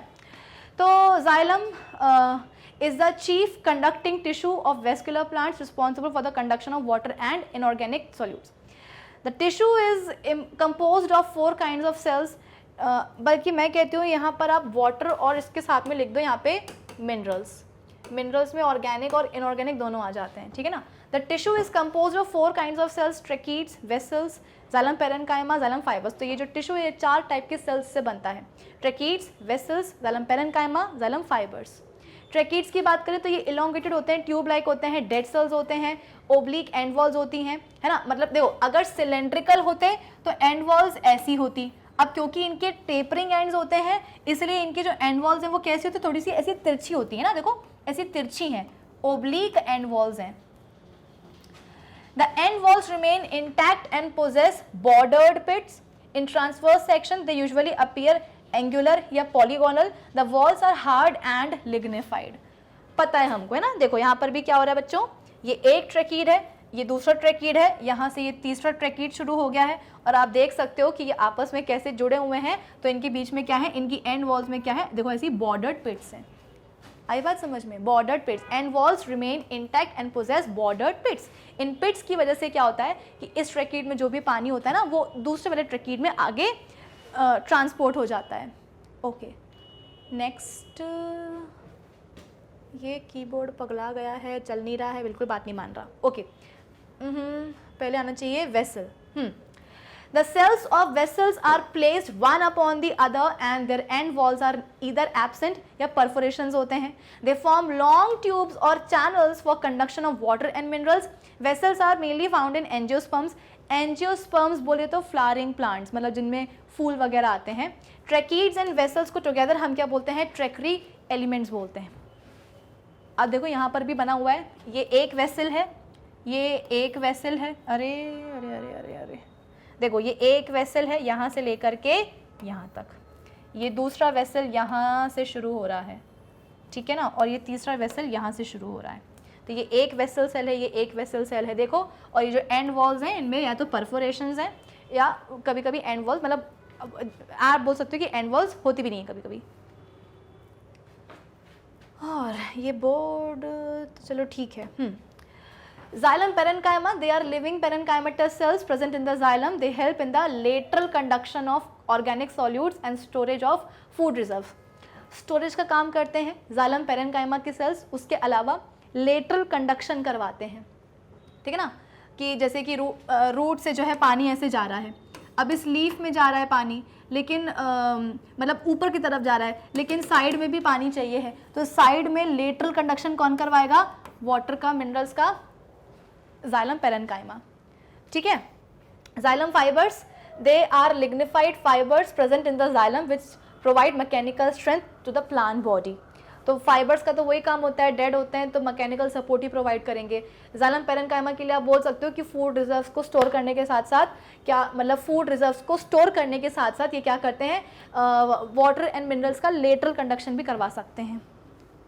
चलिए आगे बढ़ते हैं, फिर हम बात करते हैं किसकी, फंक्शंस की। Xylem is a major conducting tissue in the vascular plants. It serves in the upward movement of the water and mineral salts from root to different aerial parts of the plant. Aerial parts का मतलब क्या होता है, plant के वो हिस्से जो कि सॉइल के ऊपर होते हैं। Xylem gives mechanical strength to the plant body. और आप देख सकते हो कि किस तरीके से जाइलम में देखो एंड जो प्लेट्स हैं वेसल्स की वो गायब हो चुकी ना, मतलब जो एंड वॉल्स हैं वो गायब हो चुकी हैं, तो मस्त जो है खोखली ट्यूब बन चुकी है और इसी खोखली ट्यूब में क्या हो रहा है, मस्त पानी जो है ट्रांसपोर्ट हो रहा है नीचे से लेकर के ऊपर की तरफ। आइए आगे बढ़ते हैं, बात करते हैं फ्लोएम की कि phloem is a chief food conducting tissue of vascular plants. It is regarded as living conducting tissue responsible for the translocation of organic solutes. The phloem is composed of 4 elements, sieve tubes, companion cells, phloem parenchyma and phloem fibres. सबसे पहले हम बात करते हैं sieve tubes की बात करते हैं. Sieve tubes are long tubular structures composed of elongated sieve tube elements. वही वाली बात है कि अगर आपके पास एक सीव ट्यूब है तो वो सीव ट्यूब कैसे बनी है बच्चों? सीव ट्यूब एलिमेंट्स से बनी है, मतलब कि सीव ट्यूब सेल्स से बनी है. Placed one above the other forming a continuous tube. एक दूसरे के ऊपर ऐसे रखा जाएंगे. देखो जैसे कि ये एक सीव ट्यूब है, ये एक सीव ट्यूब है, कहाँ गई ये वाली, एक सीव ट्यूब सेल है, ये एक सीव ट्यूब सेल है या एलिमेंट है, ये एक सीव ट्यूब सेल, ये एक सीव ट्यूब सेल. तो ये सीव ट्यूब सेल्स या सीव ट्यूब एलिमेंट्स एक के ऊपर एक के ऊपर एक के ऊपर एक ऐसे अरेंज होते हैं और लंबी लंबी सीव ट्यूब्स बनाते हैं जो कि कंडक्टिंग ट्यूब्स होती हैं. द एंड वॉल्स जो होती हैं सीव ट्यूब एलिमेंट्स की आर कॉल्ड सीव प्लेट्स. वाई? क्योंकि इनमें बहुत सारे न्यूमरस पोर्स प्रेजेंट होते हैं. और इस पिक्चर में भी आपको साफ साफ जो है नज़र आ जाएगा. इस पिक्चर में भी आपको साफ साफ नज़र देखो आ जाएगा. जैसे कि तुमको मैंने बताया कि ये क्या है बच्चों, ये है एक सीव ट्यूब सेल या सीव ट्यूब एलिमेंट. इसकी 2 एंड वॉल्स हैं, एक ये वाली एक ये वाली. एंड वॉल्स में आप देख सकते हो कि बहुत सारे क्या हैं, परफोरेशंस हैं. एंड वॉल्स में आपको दिख रहा होगा कि बहुत सारे परफोरेशंस हैं, मतलब बहुत सारे पोर्स हैं. तो इसीलिए इन परफोरेटेड एंड वॉल्स को ही हम क्या बोलते हैं, सीव प्लेट. सीव प्लेट बस हमने फैंसी नाम दिया हुआ है कि जो क्या बोलते हैं, सीव ट्यूब एलिमेंट या सीव ट्यूब सेल की जो एंड वॉल्स हैं. अरे सीव ट्यूब सेल या सीव ट्यूब एलिमेंट की जो एंड वॉल्स है ना, वो छन्नी जैसी दिखती हैं. क्यों? क्योंकि परफोरेशंस प्रेजेंट होते हैं, बहुत सारे न्यूमरस पोर्स प्रेजेंट होते हैं, इसीलिए फैंसी नाम दिया गया है परफोरेटेड एंड वॉल्स को क्या, सीव प्लेट्स. तो ये भी एक सीव प्लेट, ये भी एक सीव प्लेट, ठीक है ना. चलिए, और आप देख सकते हो कि इनके साथ में चिपके हुए हैं कौन, कंपेनियन सेल्स. ये देखो ये क्या है, कंपेनियन सेल्स हैं. इनके पास अपना न्यूक्लियस है, साइटोप्लाज्म है, सब कुछ है. अच्छा, ये भी आपको मैं बताना चाहती हूँ कि कंपेनियन सेल और जो, जैसे कि ये एक कंपेनियन सेल है, तो ये कंपेनियन सेल और ये जो सीव ट्यूब सेल है ये आपस में कैसे जुड़े रहते हैं. कंपेनियन सेल और ये सीव ट्यूब सेल ये आपस में कैसे जुड़े रहते हैं. तो भैया इनके बीच में प्रेजेंट होते हैं क्या, प्लाज्मोडिस्मेटा. क्या प्रेजेंट होते हैं बच्चों, इनके बीच में प्रेजेंट होते हैं प्लाज्मोडिस्मेटा, है ना. ये देखो ये प्लाज्मोडिस्मेटा प्रेजेंट है इनके बीच में, ये दिख रहा है. प्लाज्मोडिस्मेटा मतलब क्या, रास्ते होते हैं जिनके थ्रू एडजेसेंट सेल्स के साइटोप्लाज्म कनेक्टेड होते हैं, है ना. एडजेसेंट सेल्स के जो साइटोप्लाज्म है वो एक दूसरे के साथ में कनेक्शन में आ जाते हैं. ठीक है, एक अच्छा सा डायग्राम भी तुमको यहाँ पे दिख जाएगा. देखो यहाँ देखो, ये सीव प्लेट्स तुमको दिख रही होंगी, है ना. ये कंपेनियन सेल्स तुमको दिख रहे होंगे. कंपेनियन सेल्स की क्या है, देखो न्यूक्लियस वगैरह हैं, और देखो इनके बीच में तुमको रास्ते दिख रहे होंगे. ये एक रास्ता, ये एक रास्ता, ये एक रास्ता. इन्हीं रास्तों को हम बेटा क्या बोलते हैं, प्लाज्मोडिस्मेटा बोलते हैं. रास्ते होते हैं ये जिनके थ्रू एडजेसेंट सेल्स आपस में जुड़े रहते हैं, कांटेक्ट में होते हैं. एडजेसेंट सेल्स के साइटोप्लाज्म एक दूसरे के कांटेक्ट में होते हैं. ओके, अब बात करते हैं, ये तो हो गया. Next, each mature sieve tube element has thin या थिक cellulose की wall surrounding a highly albuminous and viscous content. Cytoplasm occur in the form of thin lining enclosing a big central vacuole. Nucleus, plastids, mitochondria, ER, dictyosomes are absent. जब हम बात करते हैं एक mature sieve tube cell की बच्चों, तो cytoplasm जो है वही साइड में चिपका रहेगा और मतलब लाइनिंग बना लेगा. बिग सेंट्रल वैक्यूल होता है, बाकी न्यूक्लियस, प्लास्टिड्स, माइटोकॉन्ड्रिया, ER, डिक्टाइजोम्स ये सब एब्सेंट हो जाते हैं. अरे मान जाओ भैया, मान के नहीं रहा ये. चलो हम बात करते हैं अब कंपेनियन सेल्स की. ये लिविंग सेल्स होते हैं, usually always associated with the sieve tubes. The सीव tube elements and companion cells arise from the same initial cell and therefore form a single functional unit. मतलब ये इतने चिपके क्यों हुए हैं, क्योंकि सीव ट्यूब सेल्स और कंपेनियन सेल्स, ठीक है ना, ये सेम इनिशियल सेल से क्या हुए हैं, अराइज हुए हैं, इसीलिए ये एक सिंगल फंक्शनल यूनिट की तरह जो है एग्जिस्ट करते हैं. यहाँ पर भी आपको दिख रहा होगा, हाँ यहाँ पर मेरे हिसाब से आपको प्लाज्मोडिस्मेटा और क्लियरली विजिबल होंगे, ये देखो प्लाज्मोडिस्मेटा, ठीक है ना। ये सीव प्लेट हो गई, तो बहुत सुंदर सा डायग्राम है ये, आपको समझ में आ गया होगा। Each companion cell is living cell within cell wall and active protoplast, क्योंकि भाई उसका जो प्रोटोप्लास्ट है वो तो एक्टिव होना ही चाहिए। क्यों? क्योंकि कंपेनियन सेल को अपना भी जिंदगी जीनी है, और जो सीव ट्यूब सेल है उसको भी जो है ना जिंदगी जीने के लिए हेल्प करनी है।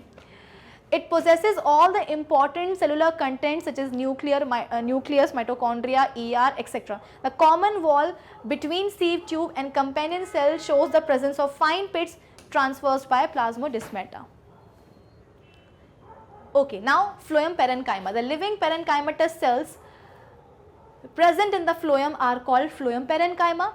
Phloem fibers, ये dead क्लेरेनकाइमेटस फाइबर्स होते हैं जो कि फ्लोएम में प्रेजेंट होते हैं, जिन्हें हम फ्लोएम फाइबर्स बोलते हैं।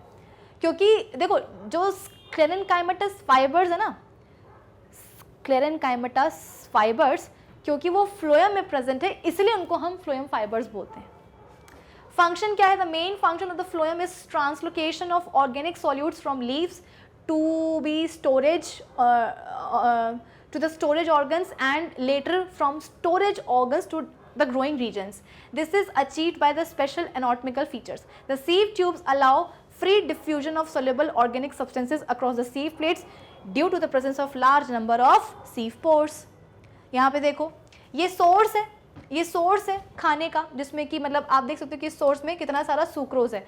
सुक्रोज बोले तो प्लांट का खाना है ना, और ये क्या है? कंपेनियन सेल है। तो सबसे पहले क्या होगा, ये इस सोर्स से जो सुक्रोज है वो कहाँ आएगा? कंपेनियन सेल में आएगा। कंपेनियन सेल से फिर कहाँ आता है? इस फ्लोएम ट्यूब में आता है। फ्लोएम ट्यूब से क्या होता है? अच्छा, यहाँ पे आप देख सकते हो कि सोर्स से जो सुक्रोज है, जो खाना है, वो कंपेनियन सेल में आ गया, और कंपेनियन सेल से कहाँ आ गया? फ्लोएम ट्यूब में आ गया। ये पूरा क्या है? फ्लोएम ट्यूब है, ठीक है ना। लेकिन फिर होता क्या है? फ्लोएम बोलता है कि यार ये जो खाना आया है ना, ये तो बहुत सूखा है, इसको मैं नीचे कैसे धक्का मारूं? तो बगल में क्या होता है? जाइलम की ट्यूब होती है। तो जाइलम की ट्यूब से थोड़ा सा पानी आ जाता है कहाँ? फ्लोएम में। जाइलम की ट्यूब से थोड़ा सा पानी आ जाता है कहाँ? फ्लोएम में, और उसी पानी में जो खाना है वो अच्छे से मिक्स हो जाता है, और फिर वो खाना और पानी का मिक्सचर फ्लोएम में नीचे उतरता है, ठीक है ना। और कहाँ आता है? यहाँ तक आता है। फिर यहाँ से क्या होता है? अब वही वाली बात है ना कि तुमको यहाँ से वहाँ जाना है, तो तुम क्या करोगे? तुम्हें अगर सपोज घर से मार्केट जाना है तो तुम क्या करोगे? एक टैक्सी पकड़ोगे। घर के सामने से तुमने एक टैक्सी पकड़ी और उसमें तुम बैठ करके कहाँ चले गए? मार्केट चले गए, और वहाँ जा कर के तुमने टैक्सी को छोड़ दिया कि भैया अब तुम अपने रास्ते, हम अपने रास्ते। तो यहाँ पे यही हो रहा है कि जाइलम से जो यहाँ पर फ्लोएम में पानी आ रहा है ना, वो पानी एक तरीके से टैक्सी की तरह काम कर रहा है। फ्लोएम बोलता है कि यार ये जो खाना ये तो बहुत सूखा है, इसको थोड़ा सा गीला किया जाए। तो इसीलिए जाइलम से टैक्सी आ जाती है, मतलब पानी आ जाता है, और उसी पानी में जो खाना है वो बैठ जाता है, और कहाँ तक आता है? यहाँ तक आता है। अब डेस्टिनेशन तक आ गया खाना, अब क्या होगा? पानी को बोला जाएगा टैक्सी तुम वापस जाओ, तो पानी जो है दोबारा फ्लोएम से कहाँ जाता है? जाइलम में आ जाता है। फिर जो खाना है वो कहाँ जाता है? कंपेनियन सेल में जाता है, और कंपेनियन सेल से कहाँ जाता है? सिंक तक जाता है। सिंक मतलब क्या? जहाँ पर खाना चाहिए होता है। सोर्स वो जहाँ पर खाना होता है, बना होता है या स्टोर्ड होता है, और सिंक वो जहाँ पर खाने की रिक्वायरमेंट होती है। तो सोर्स से सिंक तक कुछ इस तरीके से खाना जो है पहुँचता है फ्लोएम के थ्रू। और आप देख सकते हो कि फ्लोएम जो है डायरेक्ट सोर्स और सिंक के कॉन्टेक्ट में नहीं आता है। कौन आता है सबसे पहले? Companion cell. तो आप बोल सकते हो कि फ्लोएम जो है एक प्रधानमंत्री है, मतलब मंत्री है, और मंत्री जो है सोर्स और सिंक के डायरेक्ट कांटेक्ट में नहीं आता। मंत्री जो है अपने सेक्रेटरी को बोलता है कि सेक्रेटरी तुम जो है सोर्स से बात करो, तुम जो है सिंक से बात करो। तो कंपेनियन सेल के थ्रू ही आप बोल सकते हो कि फ्लोएम बात करता है सोर्स और सिंक से।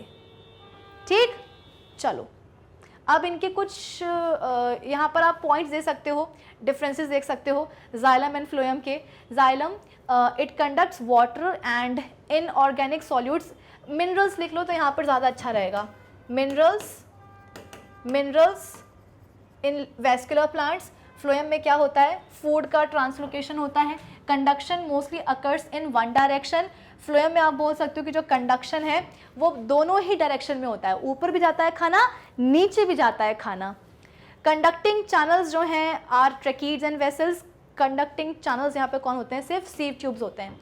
वहाँ पर जाइलम में ट्रैकीड्स और वेसल्स दोनों ही मिलके क्या करते हैं, कंडक्टिंग ट्यूब्स बनाते हैं। लेकिन फ्लोएम में सिर्फ जो सीव ट्यूब्स हैं, सीव ट्यूब एलिमेंट्स जो हैं केवल वही क्या करते हैं, कंडक्टिंग ट्यूब्स बनाते हैं। बाकी कंपेनियन सेल्स से जुड़े रहते हैं, वो कोई ट्यूब्स का फॉर्मेशन नहीं करते हैं। Xylem it components include tracheids, vessels, xylem parenchyma, fibers. Phloem में sieve tubes, companion cells, parenchyma and fibers. Tracheids, vessels, tracheids, vessels and fibers ये dead होते हैं और parenchyma living है. Sieve tubes, companion cells and parenchyma ये living है, बाकी जो fibers हैं वो dead हैं.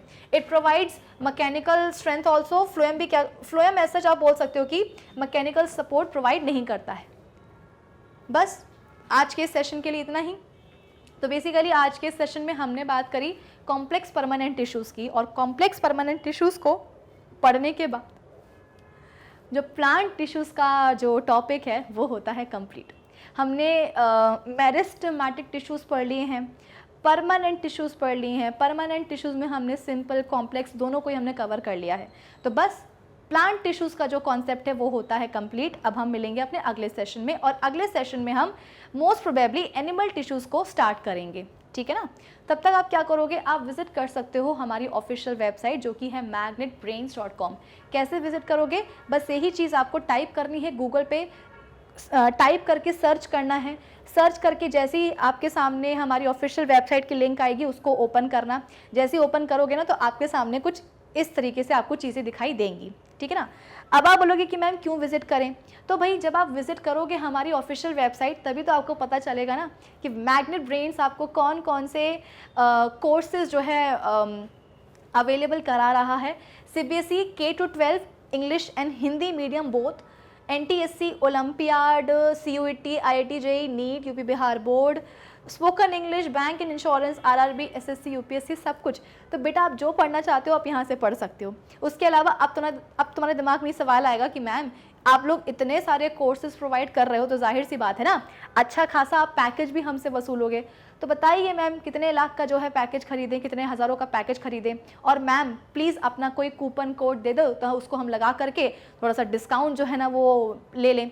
तो बेटा तुमको यहाँ पर मैं बताना चाहती हूँ कि तुम्हें यहाँ पर किसी भी कोर्स के किसी भी लेक्चर को ख़रीदने की ज़रूरत है ही नहीं, क्योंकि तुमको यहाँ पर सब कुछ मिलता है एब्सोल्युटली फ्री ऑफ कॉस्ट। तो कुछ खरीदना नहीं है, खरीदोगे नहीं तो कूपन कोड लगाने की भी कोई आवश्यकता नहीं है तुम्हें। उसके अलावा तुमको यहाँ पर 100% सब चीज़ें फ्री ऑफ कॉस्ट मिलती हैं, वो भी क्वालिटी के साथ, क्योंकि यहाँ पर क्वालिटी से कॉम्प्रोमाइज़ नहीं किया जाता है। फिर आप जो है अब हमसे जुड़ सकते हो। अभी तो हम सिर्फ YouTube से ही बात करते हैं ना, उसके अलावा अब आप हमसे जुड़ सकते हो फेसबुक, इंस्टाग्राम, ट्विटर और टेलीग्राम के थ्रू भी। और जब आप हमारा कोई भी लेक्चर देखते हो, सेशन देखते हो, चाहे वो किसी भी टीचर का हो, चाहे वो किसी भी कोर्स का हो, आप उस लेक्चर को लाइक ज़रूर करें, उसको शेयर ज़रूर करें और हमारे चैनल को सब्सक्राइब ज़रूर करें, क्योंकि जब आप सब्सक्राइब करते हो ना तो हमारे चैनल की जो रेगुलर नोटिफिकेशंस हैं वो आप तक पहुंचती हैं, तो आपको पता रहता है ना कि चैनल में चल क्या रहा है। इसी नोट पर हम अब एक दूसरे को बाय बाय बोलते हैं, और अब हम मिलेंगे अपने अगले सेशन में। तब तक आप क्या करोगे, विजिट करोगे हमारी ऑफिशियल वेबसाइट। मिलते हैं अगले सेशन में। Till then keep learning with Magnet Brains. Thank you for watching.